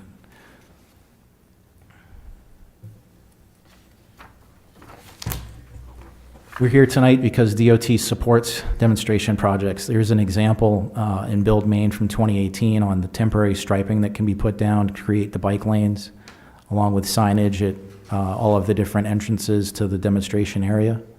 We've had some demonstration projects in Lewiston in the past. Acting Administrator O'Malley has some experience and great input. We want to do it in a safe way.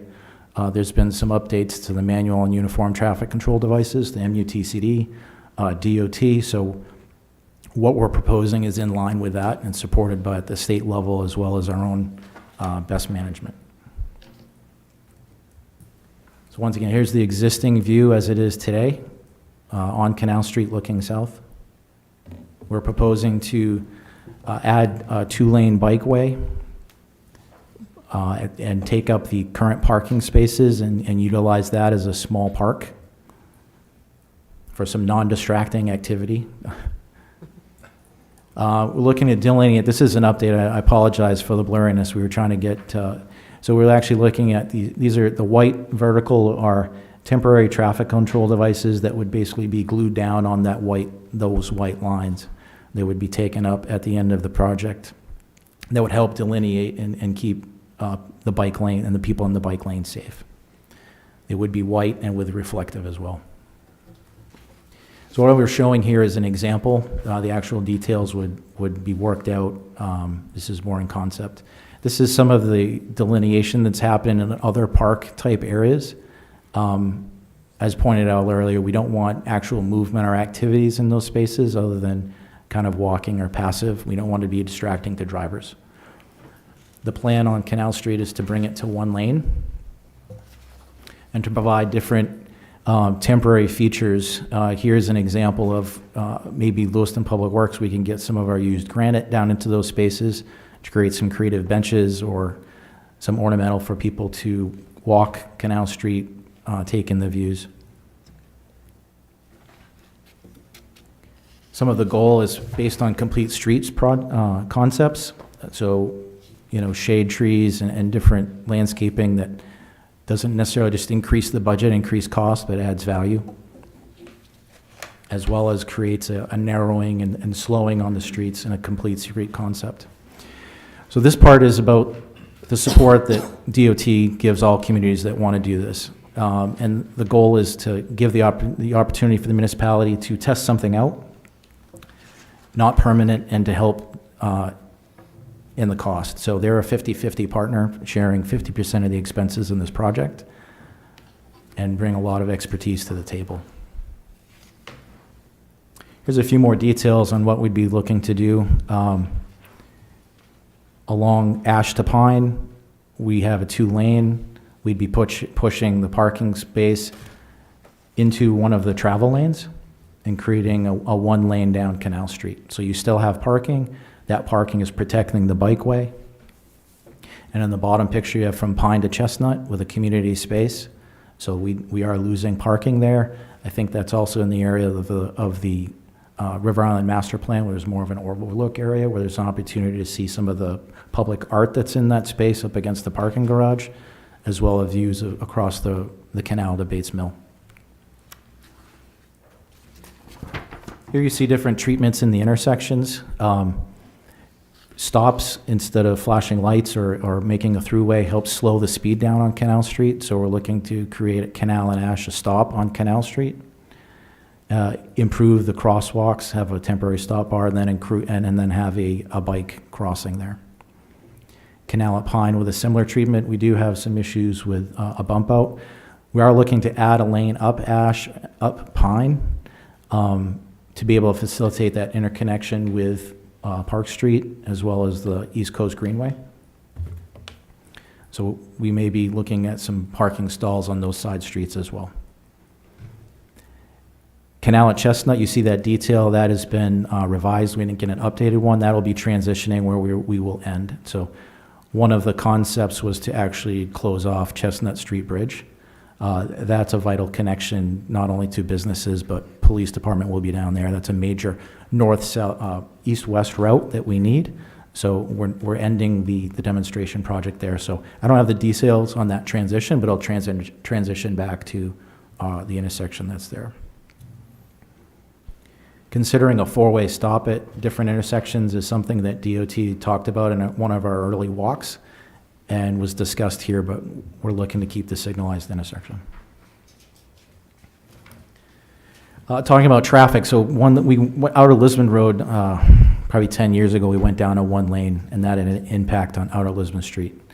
Similar here, for those that know about level of service for roads, going to one lane will reduce speed, will increase some density, but not have a dramatic impact on the level of service. So you will see some stacked vehicles, but it will reduce the speeds and reduce the incidence or the outcome of a crash. So lower the speed, the less fatal, the less severe.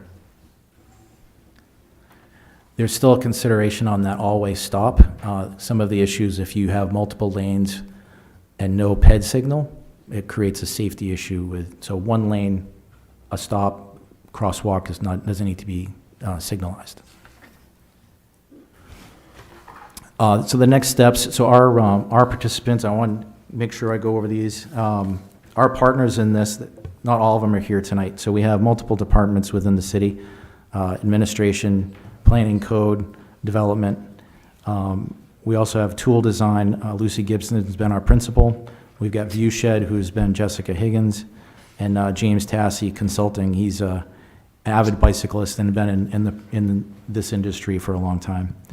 You have ourselves at the table, as well as Shelley Norton and Director Connor as well, who have been engaged in this, as well as acting administrator O'Malley. So I think we've had a lot of input here.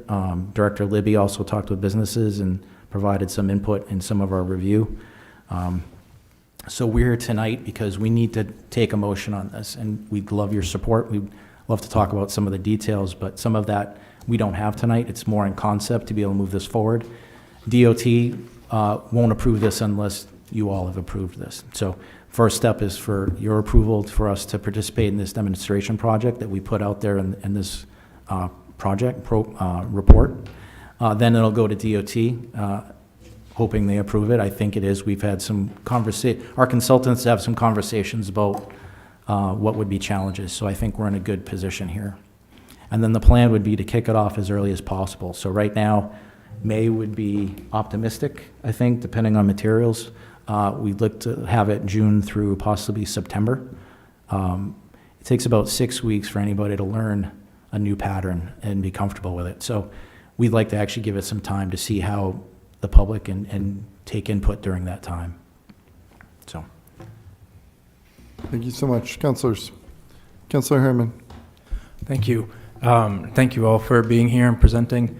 I think it sounds like a great idea. These sorts of demonstration projects are a good way to test something out without committing to the whole budget of, if we were to make this permanent all at once, it would be a fairly expensive task. And, if anything didn't work out quite right, it would be expensive to change it after the fact. So I think this is a great way to test the concept out with minimal expense and see how people like it and see how it works.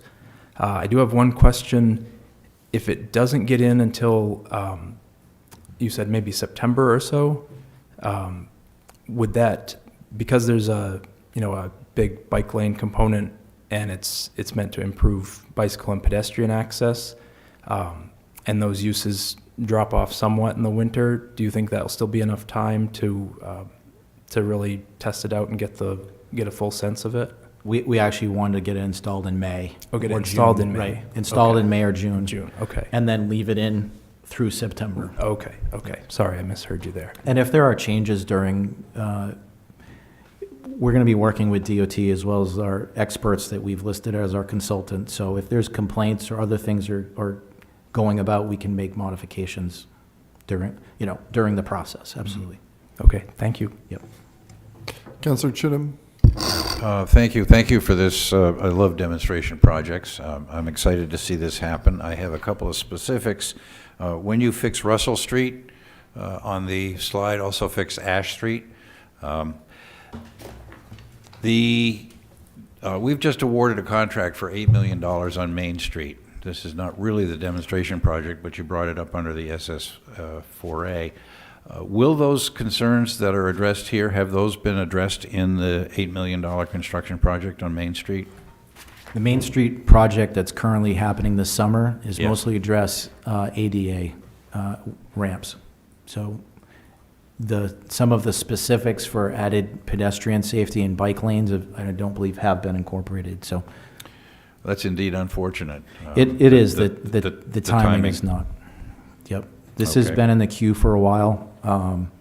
There's been some delays on that. I think there were some right-of-way issues as well. So it is improving some of the items. There's a mid-block crossing. There's improved crossings, improved RFBs and things. So we are getting some improvements, but as far as some of the draft information I've seen coming out of this report or the SS4A, there's additional things that we can do that aren't necessarily in this summer's project. Okay. Well, it's unfortunate, as you say, that the timing was off. I don't think it's anything that we have to undo at this time. Okay.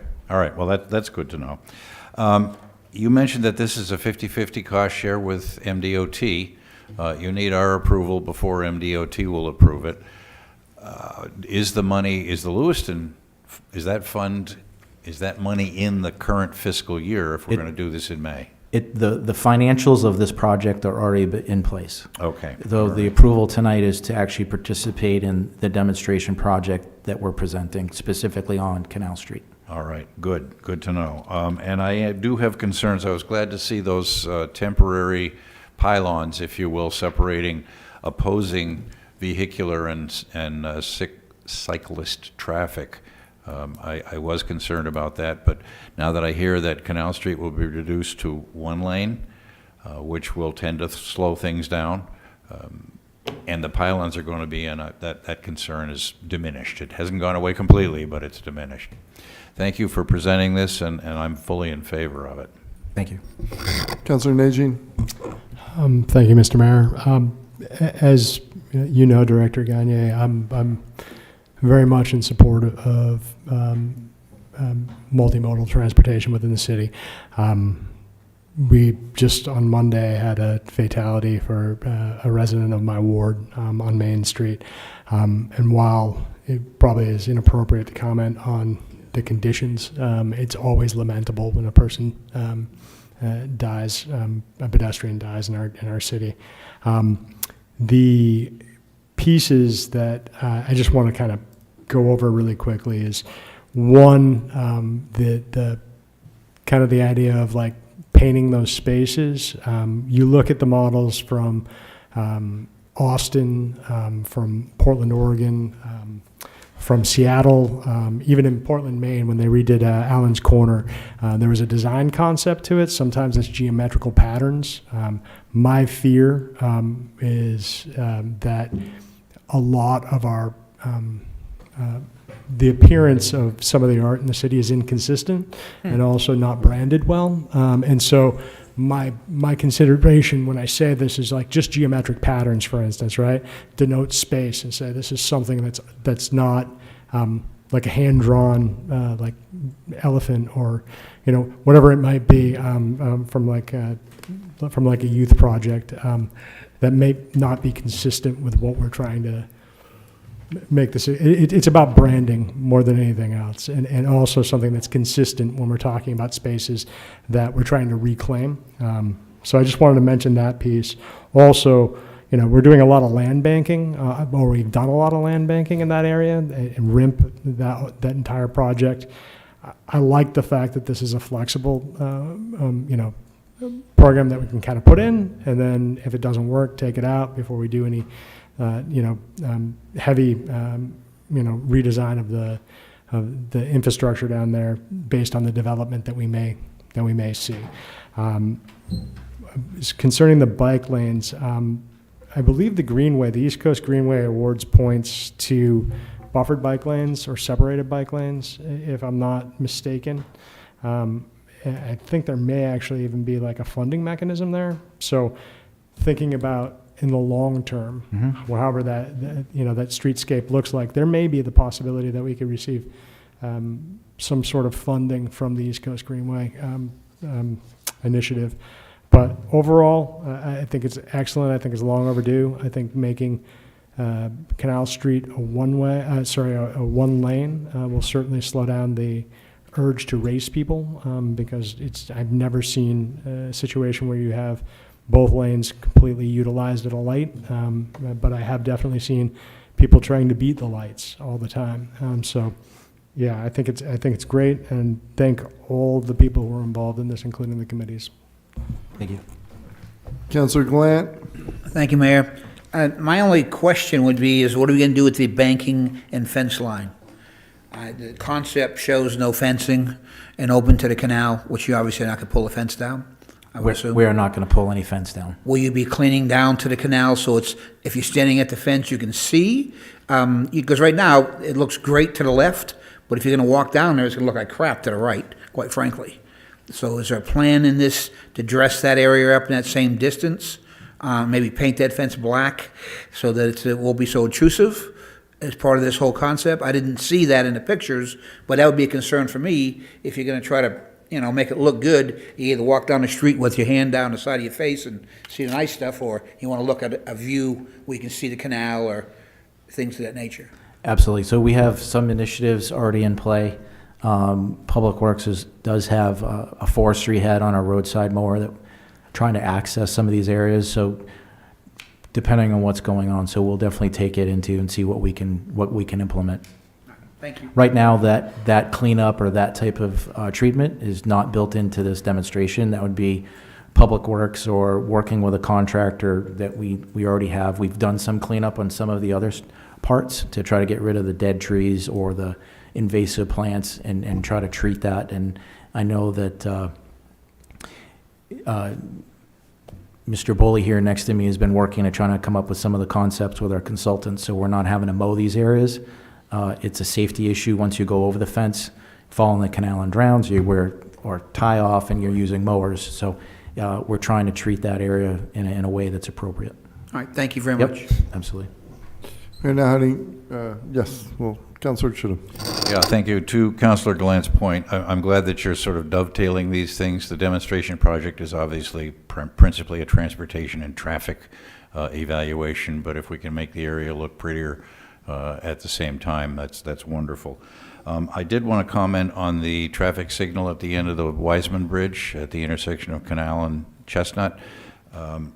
Will this demonstration project idle that light and put a two-way or three-way stop in there? We've called them all stops, depending on which, we're not making Canal Street a two-way for vehicles. The issue with going through that intersection was how do you deal with the bikes? And because right now there's no northbound traffic on that. There's only pedestrian traffic. So that's where some of the issues came about. So at this point, whether we go and all stop and not use the signal is something we'll be working with DOT and bringing back to administration to sign off. From my perspective alone, I would prefer to see all stops and the traffic signal hooded and just taken out of service with the goal potentially for doing that permanently. We definitely have to, there'll be more signage on the side streets. Hey, new traffic pattern ahead, please. So those are the ugly signs that we don't like, but we really need to make people aware because they don't always pay attention, right? We've got a lot of red light running.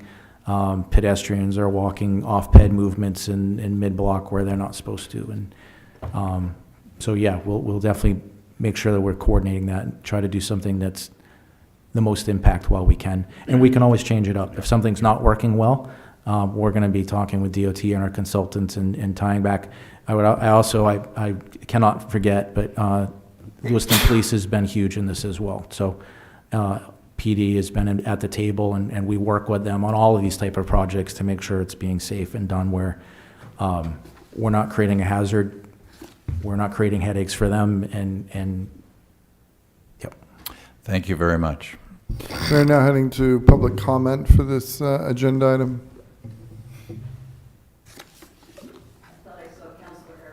Yeah, well, we're going to public comment, so we're up to you, Christine. We don't run the meeting. Good evening, Christine Holden from Ward 1. And I'd like to be called a cyclist, not a biker, if you don't mind. But it gets confusing because we talk about bike lanes more than cycle lanes, I realize. I just wanted to say that I was involved with the 2018 demonstration project, which I thought was very useful. And I'm very glad to support this demonstration project for this summer. I had the opportunity of going to graduate school in the very flat Midwest, and it was partly because it was flat, it was a great place for biking on campus. And we did have pavement for walking, a curb, two-way bike lanes, another curb, and then the street. And I have not fond memories of the time that a pedestrian stepped right into the bike lane, knocked me off my bike and almost into the traffic lane, but luckily the curb prevented me getting run over. So separation by the pylons is obviously not a permanent ideal thing, but it's certainly essential when we're showing people how this might work. I just hope that we do not, as a result of this demonstration project, encourage more people to ride bicycles the wrong way on one-way streets right now. That really is a problem, and I try to gently encourage people not to do that. But riding one way on Park Street against traffic and riding on sidewalks. So there's a lot of public education needed by everyone for the cycling community. But as I say, I think it's a great project, and I think having a part of Canal two-way would be interesting. And if you'll forgive me, back in 1977 in Lewiston tomorrow, there was some discussion of restoring both Lisbon Street and Canal Street to two-way. You can all shudder right now and be glad that didn't actually happen. But somebody in the newsletter actually wrote that, turning Canal into two-way could actually be a two-lane, four-way roadway. That obviously never happened, and that was a very unfortunate mistake in the newsletter. But again, it's important, as Director Gagne just said, to have warnings to people that this is happening. And I appreciate very much that will happen because, as you say, people generally are not looking at it. Thank you very much, appreciate it. And as I say, cyclists or bikers, as long as we're on two wheels, we do have to obey all the rules. Thank you. Further public comment? Back to the council. Councilor Najin. I just wanted to quickly acknowledge and thank the Public Works Department for working with MDOT. It's been a very fruitful relationship as of late, and it's really healthy to see because of the fact that one, we should probably work better with the state, and two, the majority of the major routes in our city are either MDOT roads or MDOT supported. So kudos to Public Works Department and to you, Director Gagne, for developing those relationships so that they're bearing fruit. Councilor Harriman, did you? I just want to go back to something you said, if I may, Councilor Najin. Were you, I guess, trying to say that the art should be more uniform, or did I guess if you could just explain. Yeah, so basically, if we're claiming space for non-vehicular use that was vehicular at one point in time, it might be nice to figure out like a pattern that we're going to use in different places in the city, as opposed to, which it could be very artistic, it could be geodesic, geometric. However, it could be the city's logo, whatever it might be. Just not a random assortment of colors and patterns that don't necessarily denote that it is space that is reserved for other things. Right. So. If I could. Understood, thank you. So Yes. there's no, the slides that I showed as a representation, we're not planning any public art on the pavement in those spaces. So we're not planning on painting that pavement and no public art associated with it at this time. So, but I definitely hear what you're saying, and Yeah, I can send you we'll some be thoughtful examples from for the it. cities I mentioned where you can see how Yep. they've reclaimed space that was pavement space that is, it's visually pleasing and it's clear that that's what it's for. Yep. So. Thank you. Thank you, Councillor Najin. Further comments, questions from the council? Anything further? If we could get a vote, that would be great. Well, we're working towards that right now. Madam Clerk, please call the vote. Counselor from Ward 7? Yes. Ward 1? Yes. Ward 2? Yes. Ward 3? Yes. Ward 4? Yes. Ward 5? Yes. Ward 6? Yes. Motion passed by a vote of 7-0. Thank you very much, you three. Thank you. Item number 8. Item number 8, request to reconsider the order authorizing the refinancing of the loan between the City of Lewiston and the Auburn-Lewiston Municipal Airport to extend the loan for 20 years and at 0% interest. There would be 2 items. The first item for requested action is to approve reconsideration of the order authorizing the refinancing of the loan between the City of Lewiston and the Auburn-Lewiston Municipal Airport to extend the loan for 20 years and at 0% interest. Do we have a motion for this? Councillor Sol? Yes. Do we have a second for this? Councillor Chittum? This motion is now on the table. Councillor Sol, I guess, would you like to, since you're named in the agenda, would you care to explain? I will try. Yeah, please use your I will mic. Thank you. try. So I requested this item to come back for a few reasons. When it came in front of us the first time, I did not support the item. And then I asked a few questions, and I didn't expect a couple of the answers I got. And when it came time for vote, it just threw me, and I regretted my vote, and it's not sat well with me. So I asked for reconsideration, because I think, especially now that we have this new information in this packet, the whole ordeal just doesn't seem very favorable to Lewiston. So I think it deserves another look. And do you want my comments on it, or just to? Please continue. Okay. So the new piece of. Point of order, Mr. Mayor? Yes, please. Yes. We are debating now the motion to reconsider.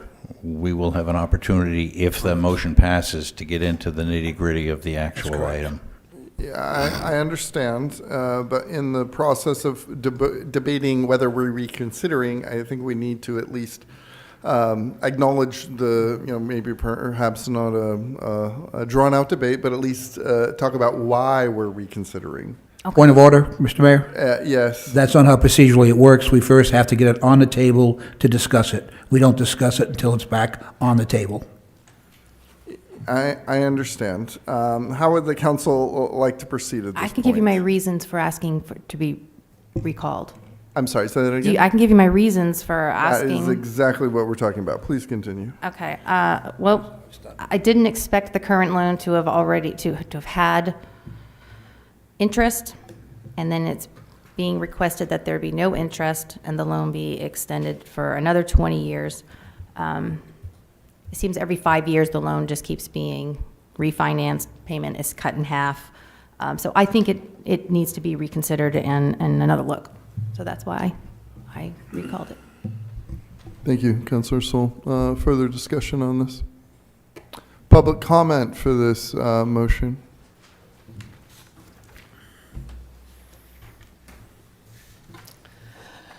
Matthew Agron, Ward 4. I have to kind of agree with Councillor Sol. there's information that's now in the packet that you guys did not have in the earlier one. This is one of the reasons why I keep saying you guys should not vote on things you do not have in front of you, or we do not have in front of you, in front of us. The fact that this was a loan is nice to know, because on 3/18, we were debating whether or not it was a loan or if we had given them the money and they were repaying it back. Now, I have to say something here. I will agree and admit that Airport Director Labonte appears to be cleaning up some of the messes that were made in previous airport operations. But that being said, this still needs to be reconsidered because there was so much stuff left out of the packet you guys voted on. It was an incomplete packet, and it should not have been voted on. Further public comment? Back to the council. Yeah, I just think that I don't know that enough has materially changed for me, and I just, this has been a lot of extra staff time. It could have been handled administratively. I do not support bringing this back. Further, Councilor Harriman. I'm still not sure what we are, what the reasoning is for reconsidering. I don't know if procedurally we can share more information or if it would have to wait until this motion passes, but I thought the previous agreement was okay, and I don't really know why we would be reconsidering. Councilor Chittum. Thank you, Mr. Mayor. Madam Clerk, I'm going to ask you to proofread my comments, please, as I make them. We are reconsidering this motion simply because one of the members of this council who voted in the majority has requested it to be reconsidered. That's really all the motion, all the action, all the decision that we made. If this council decides that reconsideration of this motion is inappropriate, it will vote against it, and that's the end of the matter. If the council decides that it's worth another look for whatever reason, then you should vote in favor of the reconsideration, and then we will discuss the merits of the matter itself. Is that a correct assessment, Madam Clerk? Yes, sir. Thank you. Really simple. Councilor Glant, did you have something? No, just agreeing with him. Thank you. Further, I'm sorry, what's that, Councilor Glant? I said, I'm ready. Okay, excellent. We are almost ready. Further comments or questions before we go to vote? Madam Clerk, please call the vote. Counselor from Ward 7, Yes. Ward 1, Yes. Ward 2, No. Ward 3, No. Ward 4, Yes. Ward 5, Yes. Ward 6. Yes. Motion passed by a vote of 5-2. So now the second motion is immediately before you, and I'll just read it for the record, Mr. Mayor. The motion pending before the council is to approve the order authorizing the refinancing of the loan between the City of Lewiston and the Auburn-Lewiston Municipal Airport to extend the loan for 20 years and at 0% interest. May I have a motion, please? So moved. Councilor Najin, do we have a second? Second for discussion, yes. We have a second. Councilor Chittum, discussion among the council. Thank you, Mr. Mayor. Are you asking to be recognized, Councilor Chittum? I thought you just did recognize me. I'm sorry, that may be my mistake. Please continue. Thank you, Mr. Mayor. Now, to the meat of the matter here, when this item came before us previously, we had far less information than we have today. We did not realize, for example, even that it was a loan. We had no indication that there had been interest paid on this. So we had insufficient information upon which to base a decision. Since then, we have received not only a further explanation, but in fact, at my request of Director Labonte, an amortization table for the repayment of this loan at the proposed terms of a 20-year extension, 0% interest. I would like to amend. Did I make the original motion, Madam Clerk? You were the second. Okay. then I would like to offer a friendly amendment that we extend the loan for 20 years, making the last payment due in 2045, but that we retain the initial interest rate of 2.54%. That's a friendly amendment. And that's my request for a friendly amendment. Is, one second, councilors. Councilor Najin, how do you feel about this friendly amendment? I would accept the friendly amendment. Okay. Madam Clerk? Yeah, the language would be to add language into the order to retain the initial interest rate of 2.54%. Okay. Now, Madam Clerk, I just have a procedural question here. So if, the first and second want this friendly amendment, but the rest of the council does not, and there's dissent, how should we proceed? Right, so the first vote was to reconsider it, and that Yes. motion passed. Correct. So that motion comes before you automatically. It does not need another original maker and second to put it on the floor. It comes up automatically when the reconsideration passed. So I don't have the March 18th minutes with me to know who moved and seconded it originally at the last meeting. So rather than handling it as a friendly amendment, you could just handle it as a straightforward amendment with an original maker and a second and vote on that accordingly. Correct. Okay, understood. Thank you so much, Madam Clerk. Councilor Chittum, are you proposing that as an amendment? Yes, I propose that we offer the airport a 20-year loan at 2.58%.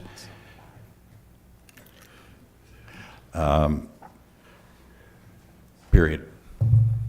Do we have a second for this motion? Second. Councilor Glant has seconded. Now we will be discussing this amendment. Councilor Najin. So out of curiosity, the ownership of the Auburn Lewiston Airport is, who owns the airport? The two cities do. So Lewiston and Auburn does. And ultimately, the 2.58% interest rate would ultimately be paid back to ourselves? Is that the logic behind it?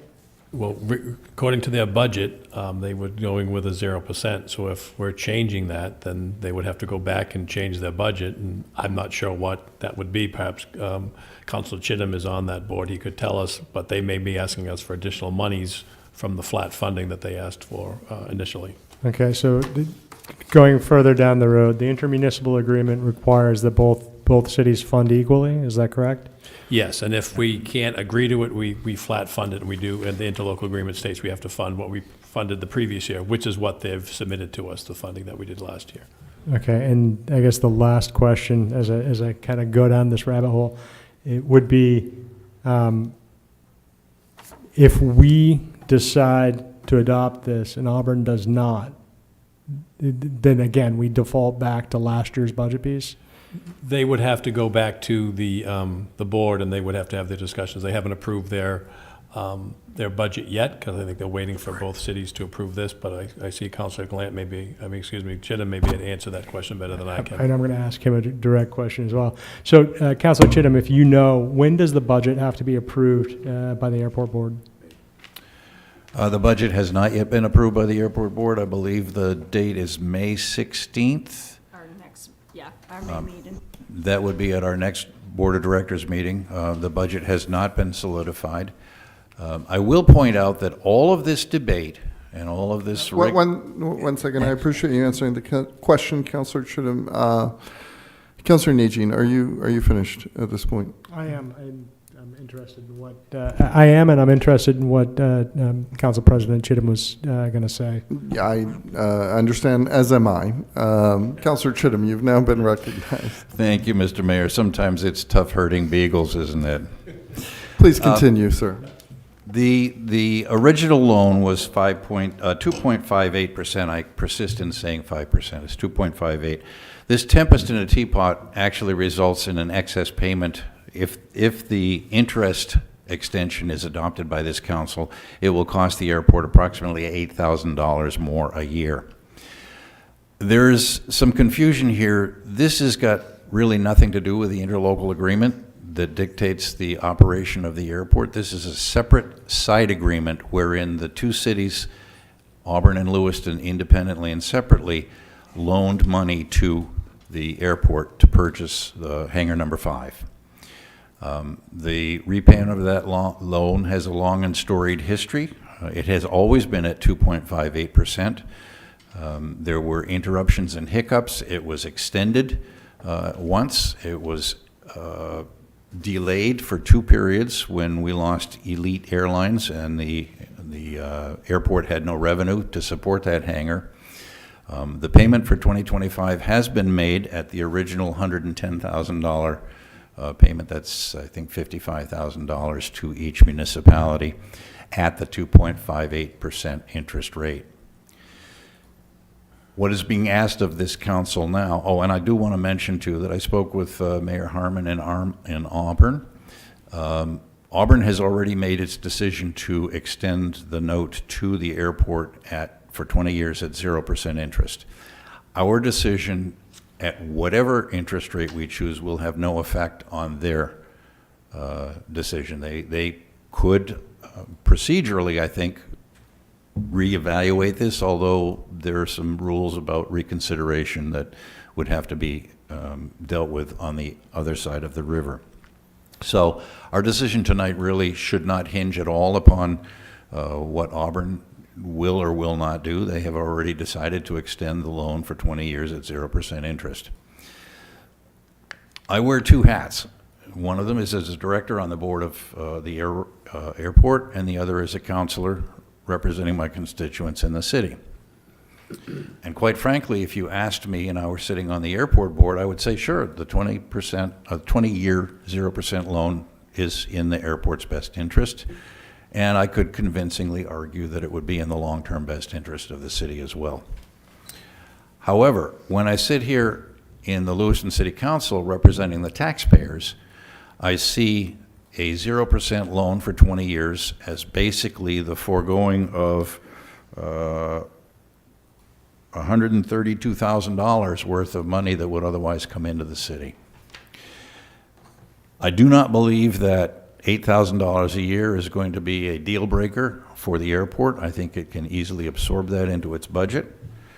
And I think I would be failing my constituents and the taxpayers of Lewiston if I didn't argue that the original interest rate of the loan of 2.58% should be continued. The relief being offered to the airport is that the term of the loan is being extended for 20 years, reducing their payments down to $72,000 a year. That's correct. So I'd be happy to answer any questions, but I've tried to wrap it up as quickly as I can. Councilor Najin, yes. Based on the letter from Director Labonte, it would seem that he is, as the airport manager, he's in favor of the reconsideration of this loan. And so my question would be, if we're working towards making the airport financially feasible, or financially independent on some level,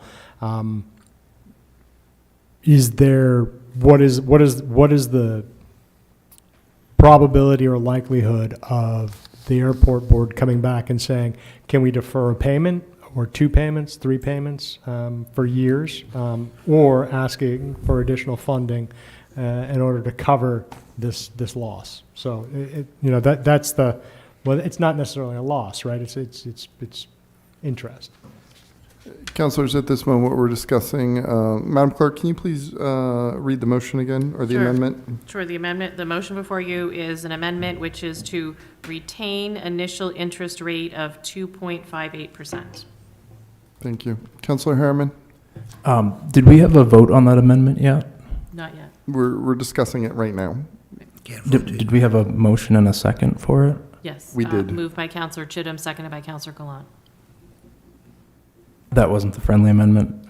No, that's a straight-up standard amendment. Okay, thank you. We switched gears. Councilor Gallant? Thank you, Mayor. I guess I'd like to say we were getting 115,000, and now we're getting 55. So they get a pretty good deal. They already got a 20-year extension on a loan. Wouldn't you like to have that in your house? I think they should pay some form of interest. Originally, the interest, if it's 8,000 now, it should have been 16 or 18,000 a year they were paying the city. So we're only getting half of what we used to get, so we're already in the hole. When it's not like we're holding even, I think this is more than fair, and that they ought to be able to pay the interest and figure out how to work it in their budget. That's my opinion.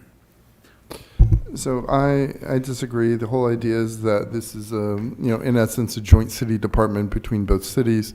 It should be equitable between the two cities. I have a hard time believing that should we approve an interest payment to ourselves, that Auburn will not follow suit or have some other thoughts. Point of order, Mr. Mayor. Hello, yes, Councilor Chittum. I don't believe that it's appropriate for you to be making comments on this. Were you to vote on it, that would be appropriate, but you are the presiding officer and the chair of this council, and it's up to the council to make these decisions. I would suggest that if you wish to make remarks on this, that you step down from the dais and approach the podium and make them from there as a citizen. Thank you, Councilor Chittum. I completely disagree. The charter, yes, I do understand I will not be voting since all the councilors are present. Yeah, the charter makes very clear that I'm a member of the council. Continuing what I was saying, yeah, I urge councilors to vote this amendment down. Further questions, comments from the council? Councilor Harriman. I'm just seeing in our budget book, I realize this isn't the entire budget of the airport, but they're requesting $205,000, or they were recommended to pay $205,000 this year. So an $8,000 a year in interest would be about 4% of that, which does seem like a significant amount to absorb into a budget, especially a municipal budget or a municipal-like budget. And I also wonder about what are we going to gain from this, because we own the airport. So, we gave ourselves a loan and then we're paying ourselves back a loan. So I don't really see how it matters, what the interest is. I do agree we want to get the money back at some point, but as far as the interest rate, it seems like a moot point to me. It's our own department that's paying us back. Councilor Soul. I wanted to comment on what Councilor Harriman just said, and now I forgot what I was going to say. However, it has something to do with the interest, but shoot, I'm so sorry. Don't be sorry. If those funds, if we had not given those funds to the airport, they would be sitting in our fund balance? Is that correct? Correct, or it would have been used for a different project. But does that collect interest? Yes. So right now, we're not collecting that interest, and we're asking, they're asking us to not pay interest on that loan. So, yeah, I think we should be collecting the interest. I mean, we're up here to make the best decisions that we can for Lewiston, and I understand that somehow we all own it together with our neighbors. That whole situation is confusing enough. But we do give them $205,000 a year. And then now they don't want to make a payment back to us. So why are we giving $205,000 a year and they say they can't make the payment? So it's all there's so much to this. This could have its own workshop, if you ask me. I support interest on the loan. Thank you, Councilor Soul. Councilor Longchamps. Yes, so I'm wondering, can we get Administrator O'Malley's opinion on this? How long have we been doing this? And this loan was given back in 2015, and then they had 2 years where they couldn't pay it back, where they were in the red, where I think Mr. Agron talked about some management issues, so they couldn't pay back. They were in the red. They've flat funded this for the last couple of years. I still think Councilor Chittum, who is on the airport board as a representative of the city council, can answer these questions better of, are they going to come back and ask us for more money if you guys say we need to have this 2.58% interest on there? Because right now the budget is, what they're asking for is what they asked for last year. It is a Lewiston Auburn jointly owned airport, so that is part of our, what we have to fund. We really don't have a choice of whether or not we want to give them $205,000. We have to do that based on the interlocal agreement. Even if you folks said, no, we don't want to do that, and they asked for $230, we still have to, by the interlocal agreement, at least fund what last year's fund was. To me, I don't know if it really makes a difference either way. If we say we want the interest and then they ask us for more money, but I think Councilor Chittum would be the one that can answer that better because he sits in on all those budget discussions at the airport and I do not. Thank you. Councilor Glant. Thank you, Mayor. And going back to Councilor Herman's analogy, we charge our departments for cars. Does that make sense? So we can pay for our public works? It's the same system. Okay, so we want the interest back so we get something back in return. They paid more interest last year, and now they want to pay zero interest this year, and they want the same amount of money. So what are they doing with the difference?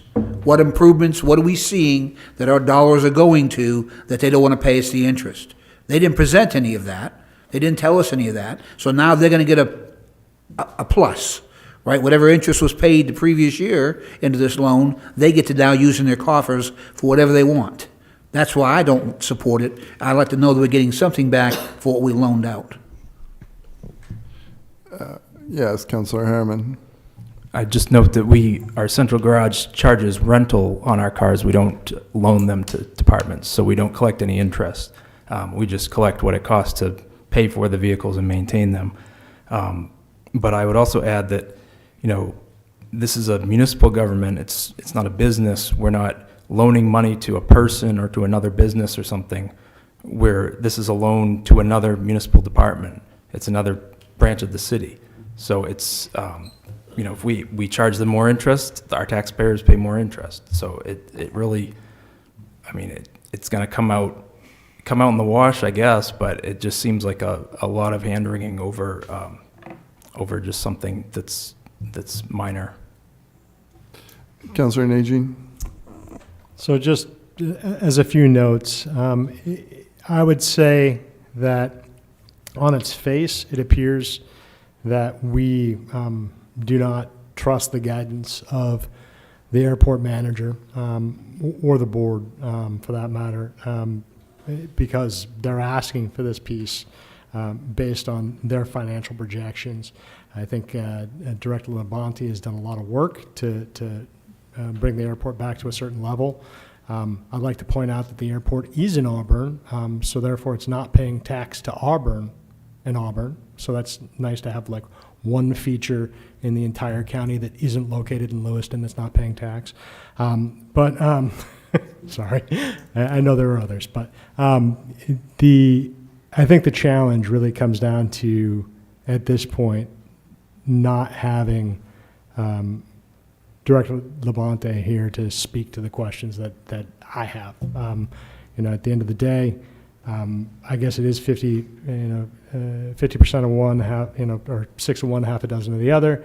But I have a feeling that if they're short on funds because we own the airport, it's going to come back to bite us. That's all. Madam Clerk, have we been to public comment for this amendment? Not for this amendment, not yet. We are now heading to public comment for this amendment. Matt Roy, Ward 3. Based on a strict interpretation of Robert's rules, the motion to reconsider should have been at least moved at the last meeting, i.e. the meeting when the original motion was on the agenda. It can be debated and voted on later, but you just violated Robert's Rules of Order based on a strict interpretation and application thereof. And then second of all, as multiple councilors have said directly or indirectly, it's a shell game moving money between different parts of municipal governments. Well, so based on that logic, we shouldn't have credits. So if we're not gonna charge ourselves, the taxpayers are gonna pay for fees, interest, it's a fee. You could argue it's a tax, but, you know, that's a whole different, I'll save that for a different night. And then secondly, we shouldn't have credits between departments of our city, based on that logic, if you're not going to do that. And unfortunately, the airport director isn't here, and the council president should be able to answer these questions, but apparently he's not that willing to, it appears, which is unfortunate.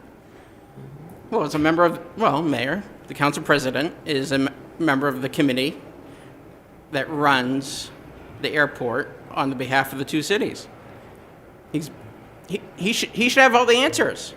I presume he's at every meeting. I presume he doesn't miss any. But here we are. Thank you. Further public comment?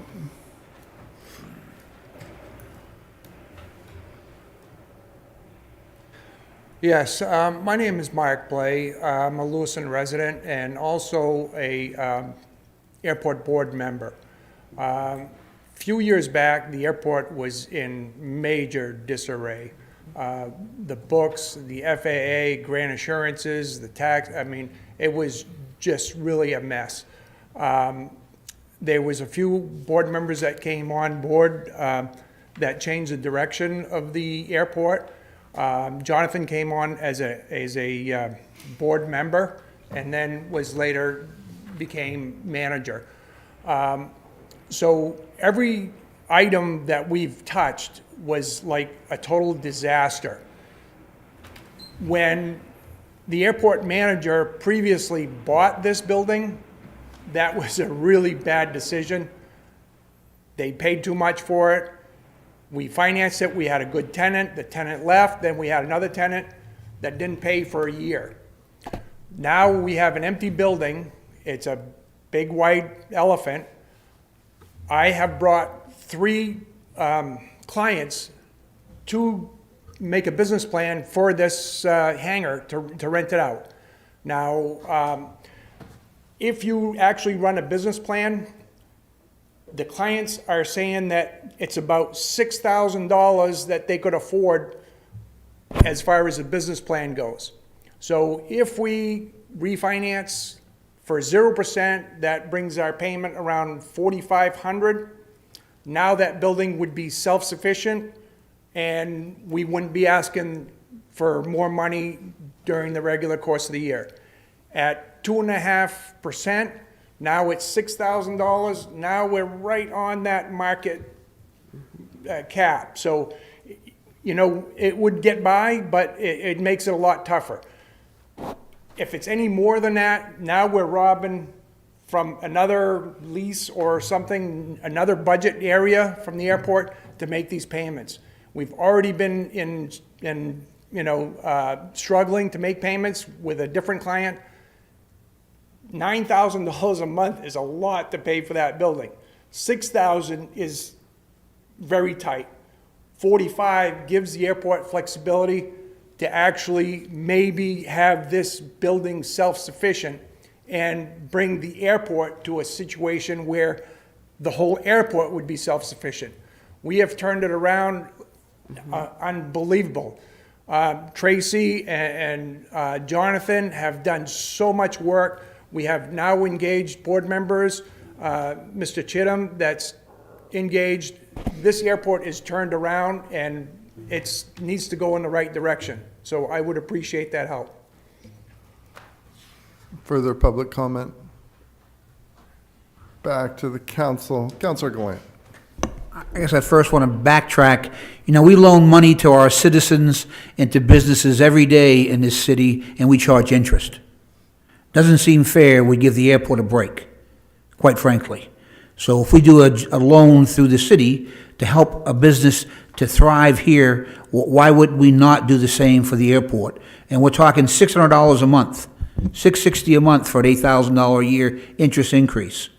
It's not a lot of money, but if we're going to charge our own people interest, I think we ought to be able to charge the airport. Yes, Councilor Chittum. Thank you, Mr. Mayor. What this really boils down to is what's called the time value of money. If I loan my brother $100 now, and he pays me back $100 in 10 years, I've really gotten the short end of that stick. This is effectively what we're proposing to do with a 0% interest loan.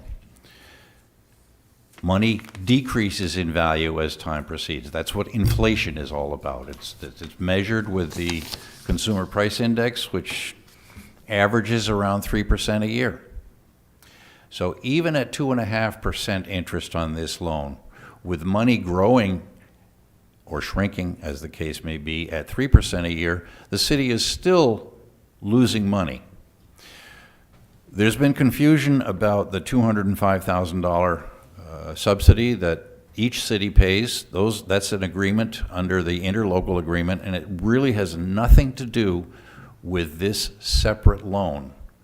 This loan was made outside the interlocal agreement. This loan was made to bail the airport out, or actually to allow the airport to purchase what Mr. Blaze has said is a white elephant, and I don't disagree with that. It's a huge hangar that we're having trouble populating with tenants. That's really beside the point. What the point is we have taken taxpayers' money in the general fund and loaned it to an entity. That entity is irrelevant, and we had been charging a nominal interest rate. Now that entity is asking for us to waive the interest rate in toto and extend the term of the loan for 20 years.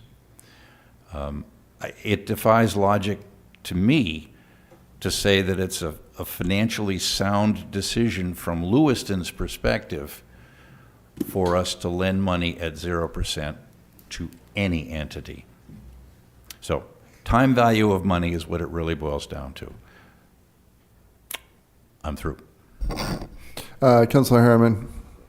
Thank you. I'll point out once again that the airport is not a private citizen or a business. It's a city department. Also, not all of those loans that the city gives out charge interest. Some of them are 0% interest loans. So we put money into things that we want to see, and that includes city departments. I don't believe that any of our departments make money. Some of them do bring in revenue, but again, this is a municipal government. It's not a business. It's not in the business to make profit, and we need to fund all of our departments accordingly. I really think that this is, the money's going to come out of the taxpayer's pocket either way. It's either going to come out with, with this 20-year term and 0% interest, or it's going to be a 20-year term with a little bit of interest. Either way, the taxpayers are paying for it. So I really don't see what the point of all this rigmarole is. I don't really know what else to say. Thank you. Yes, Councilor Najin. So, yeah, to reiterate, not only do we give zero interest loans, we also give forgivable loans to private entities. That hangar, the entity that owns that hangar is the city of Lewiston and the city of Auburn. And so at the end of the day, we're spending a lot of time going around in a circle on this. There's a truth, absolutely, that the money that we loaned was worth a lot more than it is now, 100%. It's also the fact that if the airport goes bust, that's our airport. That's half our airport. And so the challenge is, if the board that has been appointed to represent the airport's interests and report back to the municipalities is not, if their guidance is not trustworthy, I think that's a completely different issue. Because if they're asking for this consideration based on their financial projections and the budget that they have in place, it would make sense to back that unless there was a reason to say that they're incorrect in their projections, their planning, their usage, all of these other pieces. And so at the end of the day, we can move forward to approve, the interest rate, but again, we're paying ourselves from money that we borrowed that we will then have to supplement in the budget when it's short. So, the analogy that I have is, so you have your son, and you're charging him rent, and he's paying with it from the allowance that you give him, and so you can up his rent, but he's going to turn around and ask for more allowance because he's your son, and it's still in your house, and this is kind of like same thing. It's our. I realize that our part does not sit in Lewiston, but it's very much our department. We share it with Auburn, and what's missing from all of this is that as Mr. Blay has said, the airport is we're on an upward trajectory here, and the idea is that we're giving the airport director, the airport board, the tools to move things along, and eventually, it's my absolute hope, and I believe this, that we're going to be in a spot where we make money and at the airport, and then we'll be able to split profits, and that'll obviously be a much better conversation than we're having now. Thank you. Councillor Soul. I may be incorrect on this information, but not this part. But from what I'm hearing is we're 50-50 partners when we need to send money to Auburn. And I want to be a good neighbor to Auburn, I do. But my first concern is Lewiston. But what I'm reading in this agreement, and whether it has anything, whether it's the tax share part or the loan, it's saying that when the airport makes revenue, Auburn gets 75% and Lewiston gets 25%. Be split between the two cities after the 30% deductible being paid to the city of Auburn in recognition of its obligation to provide police, fire, and highway services. I don't know how much of that happens at the airport, but it just seems like Lewiston doesn't get a very good deal ever. So I just want to make sure that Lewiston is not just sending money out and then sending more money out and then being asked to forgive partial payments, and then, yes. I think we need to have the interest, and I think we need to get these payments going, and so, I hope we support it. Councillor Gallant. First off, I don't lend money to relatives, so we'll make sure that analogy doesn't work very well for me. If Councillor Gallant's relatives can please take note. Yes, they know. They've tried. Again, I believe the manager that the airport is going up, but they're also targeting a lot of federal dollars that are disappearing, quite frankly. And if the airport closed tomorrow, would we get our $1 million back if we had a liquidation sale of everything there? We won't, because Auburn's going to get 75%. Okay? After the 30% is deducted for the services they provide. So how in anybody's mind you think it's a good deal? Then they own a property that they can build something on and get taxes for which we'll see $0 for. I think the measly 2.58% at least gives us something back in the long run should things go south. That's where I believe the 2.58% comes into play, because it's not a fair partner, because we do a 50-50 on everything except for income. Thank you. I believe we're almost ready to vote, but Councillor Najin, did you have any final thoughts? Yeah, just really quickly, so relitigating the intermunicipal agreement through this loan seems to be somewhat impractical, and I think that if we go down this road, and I'm just going to name it, we split costs on our 911 services. Who gets more 911 calls? We split costs on the water abatement and treatment, right? If we start to make these arguments about an interlocal agreement that we did not enter into, how many doors do we open? And so I just want to put that out there. Councillor Singh, yes, Councillor Chinham, did you have any final thoughts? I do want to make one point, and then I would like to call the question. But before I do that, my point is that we actually do see revenues from this airport. My understanding is that the tax share agreement under the interlocal agreement returns about $215,000 to the city of Lewiston annually. So that is due to expire in 4 years, I believe, 2027. Well, it used to be 4 years ago. Now it's only 2 years ago. So just to rest everybody's concerns that this is a money pit and we're throwing money into it, we do get revenues from this, and those revenues are growing. This really isn't about revenues or fairness. It's about fiscal responsibility. I maintain that we should be charging 2.5%, which is well below the market rate interest on this loan that we have made to the Auburn-Lewiston Airport. And I'm not sure if it's fair or not, but at this point I call the question. I think we can avoid that needless bureaucracy and just, Madam Clerk, please call the vote. Okay, and just for clarification, you are voting on the amendment, which is to retain the initial interest rate of 2.58%. Counselor from Ward 7? Yes. Ward 1? No. Ward 2? No. Ward 3? No. Ward 4? Yes. Ward 5? Yes. Ward 6? Yes. Motion passed by a vote of 4-3. So We're now that- back to the main motion. Yes, as amended with that section inserted into it, yes. Do any final thoughts? Councilor Harriman, yes. I was just wondering if we were going to have public comment on this motion as well. Yep, we most certainly are. Okay. Is that your final thought? Yes, thank you. You're welcome.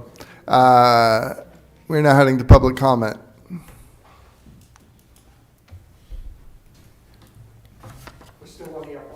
Yes. Oh, very much so. Yeah, we haven't taken off quite yet.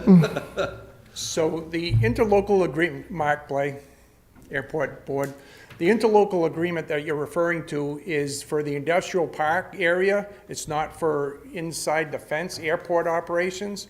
It's about the industrial park, and the industrial park has utilities, sewer, water, fire, and all that stuff. That's why you're seeing 70% for Auburn and, you know, the less percentage for Lewiston. The actual cost of all of that, and then it is actually divided equally after that. So that's where the 70% comes in, and that's not to be confused with airport operations. It's the airport industrial park. So that's a little bit confusing. I just wanted to clear that up. As far as the interest on the loan, when we had Lufthansa in there and the other plane maintenance facility, we had some big players that were paying large amount of money, so we were able to make the payments and the interest. So in my opinion, I don't know what the exact numbers are, that over that time, we've paid the city a lot of interest, and as you make payments, the first payment is almost all interest and then principal, and then as it goes down. So the city, I mean, the airport has paid a lot of interest on this loan already. So it's not like it's going backwards, it's still ahead, like it, you know, as if it was not, you know, a 0% loan from the start. So there has been interest accumulated by the city. Further public comment? Back to the council. Madam Clerk, please call the vote. Counselor from Ward 7? Can you reread the motion, please? Sure. The motion is to approve the order authorizing the refinancing of the loan between the City of Lewiston and the Auburn-Lewiston Municipal Airport to extend the loan for 20 years and at 0% interest was, of course, the original title of the order, but it has now been amended to include that interest rate. Yes. Thank you. Counselor from Ward 1? No. Ward 2? No. Ward 3? No. Ward 4? Yes. Ward 5? Yes. Ward 6? Yes. Motion passed by a vote of 4-3. Thank you, Madam Clerk. Thank you. We are now up to the second public comment. Should there be anyone who wishes to comment who didn't already comment at the first period? Public comment is now closed. We are now up to reports and updates from councilors. Councilor Glant. The Senior Advisor Committee we're working on a plan to put something together to use our grant money to get the word out to the seniors in the community, what's going on and how things are happening. And I would like to thank our city clerk. She provided me some information from a city that has a lot of great info that I'll be passing on to my team in order to try to get this project moving forward faster.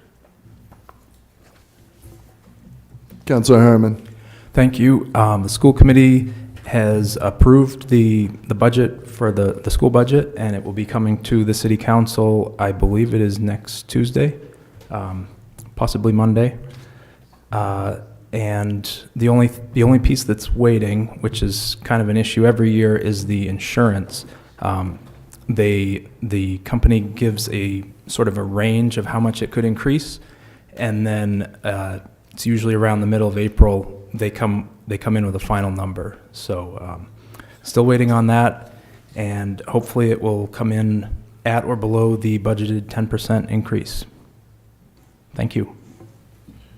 Further report? Yes, Councilor Chittum. Thank you, Mr. Mayor. There has been some discussion about comments on the police Facebook page. We have met individually and collectively with the police department, which has been reluctant to disable comments on that Facebook page because of the frankly offensive comments that have been posted, some of them. I spoke with our corporate counsel, our city attorney, and was told that there is no liability, there's no legal reason that the police department cannot disable comments completely. They cannot censor them, they cannot remove comments that have been previously posted, but they can disable all comments. I was told recently that the City of Auburn has just done that. City of Auburn's police department has just done that. Chief St. Pierre said he would very much prefer to have the council direct him to disable comments on the city, on the police department Facebook page. So I'm asking for a thumbs up, thumbs down. Does this council support disabling comments on the Facebook page, and would it be willing to ask the city administrator to direct the police chief to disable those comments? Councilor Glant. I'd like to make a comment if I may, Mayor. Please, please. I like the idea, but I think it should be an agenda item. So if the public would like to speak to this, we would give them that opportunity. I don't think it's for my vote. I believe I would vote to take it down. But I think if we're going to do something like that at a citywide thing, then we ought to have it at an agenda item, then people have a chance to speak against it. That's just my opinion, sir. Thank you. Councilor Najin. So first and foremost, as a public entity, yeah, they really cannot remove comments when they're put up. My concern would always be whether or not they can get, tips and information like that. But I also don't think that should be done on a public comment board to begin with. So you can change those settings in order to send a message. I don't know what that is going to do for capacity for the department, to be completely honest, because I don't know who's going to be reading them, right? And at the end of the day, we're already down 4 patrol officers. And so I'm thinking about both angles. I think that maybe the hateful and the more like racist and xenophobic things that get posted, it'd be great not to see them. Absolutely. It doesn't do any good for our community. The question, I guess, is just, the mechanism in which the police department is collecting information from the general public. They want to be informative. They want to tell people what's going on. That's why they're managing the Facebook page.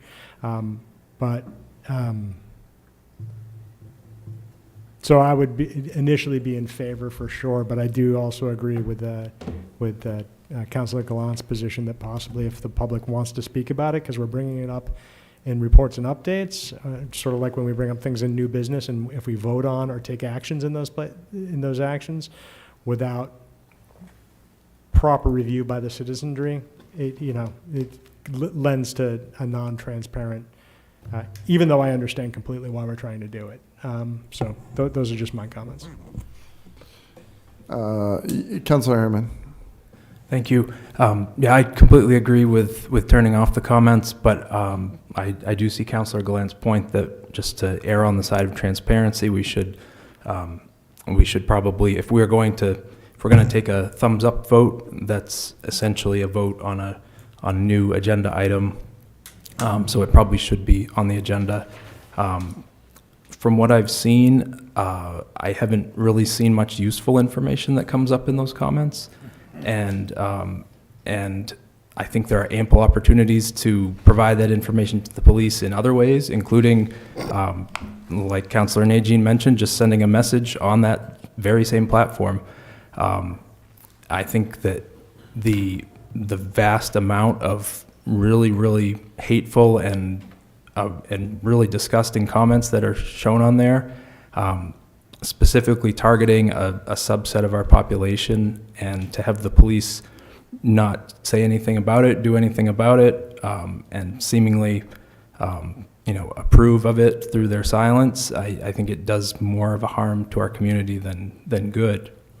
And I typically see in those posts, if it's a post that's just giving information, and there's no contact needed, they might not say this, but if it's a post saying, we want to try to identify this individual, it'll say contact Detective so-and-so at this phone number. So there really isn't a need for a two-way communication through that platform, when people can always call, they can send direct messages, or just visit the police station. So I really don't think they're serving any purpose. So a couple of things. I completely agree that these comments need to be turned off on future posts.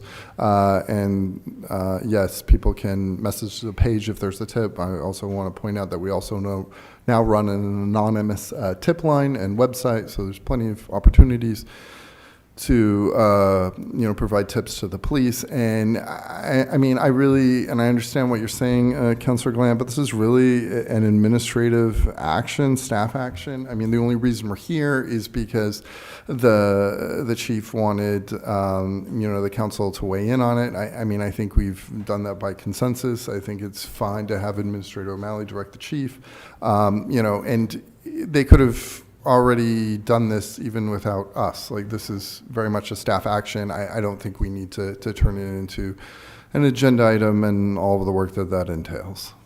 Councilor Sol.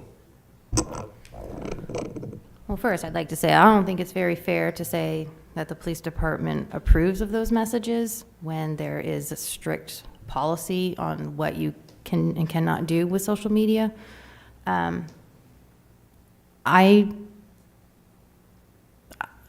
I don't know how I feel about shutting the public comments off. I don't think the public is going to love that idea, but at this point, I think it's probably necessary because some of those comments are pretty horrible. But yeah, I definitely don't think the police department approves of them, though. So I just want to make sure I say that. And there's plenty, if I can just point out, there's plenty, who knows where the people commenting where they actually live, right? Or I'm sure the vast majority are not Lewiston residents. In fact, I think the followers on the Lewiston Facebook page eclipse the population in our city. And so there's that. And there's plenty of opportunity for public comment for residents, right? They can send us emails, they can call us, they can come to public comment as they do. I don't believe we're, shutting down public comment here. Yes, Councilor Najin. I just wanted to recognize Council President Chittum for bringing this forward. I think it's an important part of our dialogue in our community that has been toxic for quite a long time, and I appreciate you even bringing it up and focusing on it. I think it's a benefit for our community, so thank you. Yes, Councillor Glant. And again, if we decide the thumbs up way, I would do that. I have no issue with that. I just worry about the fallout if we don't at least make it a public type thing. I mean, it is, if I can just speak to that really quickly, Councillor Glant, I mean, we are talking about it publicly now, right? And, so we have, it on the agenda, and people want to keep public comment. I think at this point, we've seen what public comment is on the Facebook page. I don't envision us deciding otherwise. But I leave it up to the council. Councillor Chittum, yes? Yeah, I just wanted to point out in slightly different terms that bringing this back as an agenda item would be using a much bigger tool than we need, because in order for that to happen, we would have to have either a resolve or council order. And I don't think it rises to that level. I think, as the mayor has pointed out correctly, this is a staff decision. And if the administrator is comfortable with the general feeling of the council, then he can relay to the chief that he was requested to shut down all future comments, disable them. So I think I understand Councillor Gallant's preference for transparency. I'm a huge advocate of transparency myself. But as the mayor pointed out, we are talking about it now, and to bring it back as an agenda item is using too big a tool to deal with this problem. Thank you. Councillor Harriman, yes.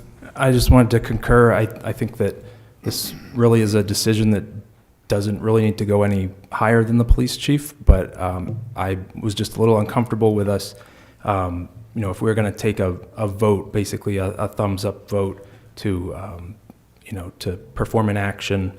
It just sort of skirts the edge of whether it's something that a council should be doing. Councillor Najin.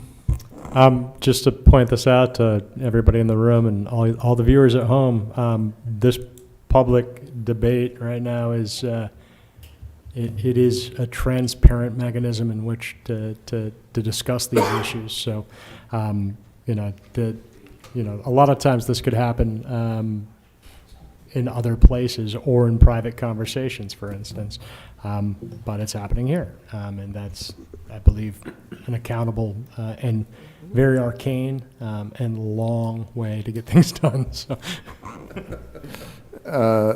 I would like to, barring any objection from councilors, I would like to offer to our administrator to work with the police chief to turn off comments for future posts.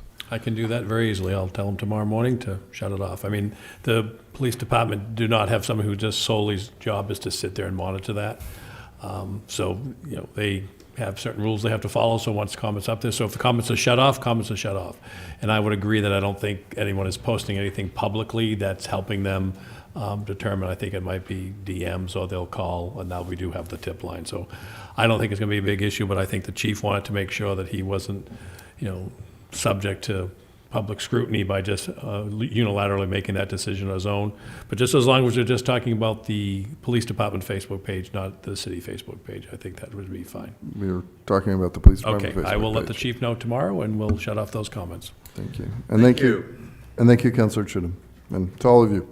That might have been new business, but we're still on reports and updates. Any further reports and updates? And now we're up to new business. Should there be any? Councillor Gallant. I would like to allow other councils to talk first, as mine might be slightly lengthy. I did promise you I'd have you out here by 11, so I won't be that long. Councillor, you have been recognized. Please continue. Other councillors will be recognized after you. It says in here, other business councils or staff may have related to city government. So my first topic is syringes. I've had some calls from my constituents, and I was really upset with the article in the newspaper and how that was presented. So I was asked what my opinion was, and I was going to give it this evening. I believe, from a safety standpoint, we heard that earlier, that I would accept or work with a one-for-one exchange. I would not support a multiple exchange, and I believe that there needs to also be some kind of protocol where someone getting a needle will be getting information on how for recovery or the safety based on things we hear. So I just want the public to know that's my stance, seeing how the paper refused to contact me as they contacted other members of the council. The second item is the homeless shelter. There's a lot of confusion out there, and I've asked for them to come speak with us, but I wanted to just quickly go over what we're doing. Basically, we, the city, the councils have given $0, I'll repeat that, $0 to the homeless center. The homeless center has raised $2.5 million to purchase a building at some point to which the city is a partner with to help them in that process. So we have not given any money, and I keep hearing that we're giving them this. We have given them money for the warming center, which will run this year, ran last year, and will run the following year. And as a city, I feel we're obligated to help our citizens who are homeless, who are out there, no place to go for whatever reason, and they go anywhere from parents and children to those we know that really don't know how to get out of their own way. But currently, the homeless shelter has not been given any money from the city. We'll be requesting some money, and that'll be talked about in the future budget and how we do that. And the purpose behind the request is not to finance the homeless shelter for today, tomorrow, and 20 years from now. As when you start a business, you need to be able to have startup money, and that's what the initial money that we're asking from Auburn for us. And unfortunately, the county, because their budget's done, can't help us this year, with the goal of them making enough money to be self-sustained, as most nonprofits are. Those that remember, New Beginnings came to us to get their new license, and we had to go through some hoops because they were going to lose money for grants. We cannot apply for grants at this time because we do not have a shelter. For those who keep saying, why aren't we applying for grants? We just can't. As soon as we're able to, and we get far enough along down this process, we're going to apply for every grant that's available. So for those out there that think that, the city's out there funding everything, we have not. We have not dropped a nickel or a dime. We've only given them support. So I want to make clear on that because there's a big confusion out there, especially on that little site we just discussed about who's doing what and what's going on. So as we get more details and hope to have them here, we'll explain that to everybody better. Thank you. Further new business, Councilor Sol. I wanted to know if we could get a workshop scheduled for discussion on the needle exchange program and ordinance. Just get it started. We can, and just. I know we have are a in the middle of lot- budget. yeah, so I know I'm just- it's I like was the trying end to of see May, I think, And I is- wasn't sure where we were going to head with general discussions, how long that was going to take, so I was kind of waiting to get a feel from where you guys were with the budget before we scheduled. My plan would be to invite COSI in, and also I've had John Connor, the Director of Code and Planning, working on different ordinances to present to you folks, because a couple of you have asked to see those, what some of the ideas are. So he's contacted different communities, getting some ideas, and he can kind of present everything to you, and then, as Councilor Gallant said, what he's interested in, whatever any of you interested in the workshop, then we'd, if you decide you wanted to do that, we could bring that forward as an agenda item. Okay. I would like to do that, like we did with the shelter, when we went through and we did. Yes, that's Okay. what the plan So would be. we're talking probably towards the end of May. I would hope, well, 'Cause it see looks how like the there's a budget lot goes, of- Council, so, yeah, but I'm Yeah. thinking into May. Because Okay. May 6th is when the vote is, so I would think if we can, we have time before then, I'll schedule it, but if not, it would be after that. And the new city administrator will be more than happy to schedule that with all of you folks. Well, I will remind him. I will make sure he knows. Thank you. Councilor Chittum, did you have? Yes, just so that people do not think that we have been idle on this very important issue of sharps. There have been discussions between the city and the exchange program providers. Great progress has been made. I'm not prepared to announce what those are yet, but we are working toward an agreement that will be signed by both the city and the exchange program that will benefit both parties. And I'm hopeful that this can be done without ordinances, without legislation. I hope we can see fruit from this cooperative venture as opposed to passing a rule, passing a law. I'm not opposed to that, but I do urge that we give the collaboration and cooperation a chance to bear fruit first before we go down the road of passing ordinances. Thank you. Yes, Councilor Najin. Just to speak to that point, I don't believe any of the counselors here know about any of these conversations that have been happening. And so if it's done at a staff level, and there's some type of like MOU that's going to be proposed or something of that nature, that's fine. But again, I'm not aware of any conversation that's been happening. I don't believe several of us are. Also, to come back to the workshop piece, I think that there may be some value in having some piece of that have the CDC representative for Western Maine and or Spurwink, who also runs a needle exchange in the community, come to speak as well, because I do think that there is perhaps some misunderstanding around what harm reduction looks like, depending on which organization is running the program, and so and why the licensing is important, and so I do think that it would be good to have a more of a range of folks to speak to these initiatives, as opposed to just COSI, because I have a feeling that it's kind of shaped up as a either you're for or against type of thing, and it's more about, I think, one, the coming here to get their needles, and so as well as their drugs. Further new business from councilors. Madam Clerk, I believe we're ready to adjourn.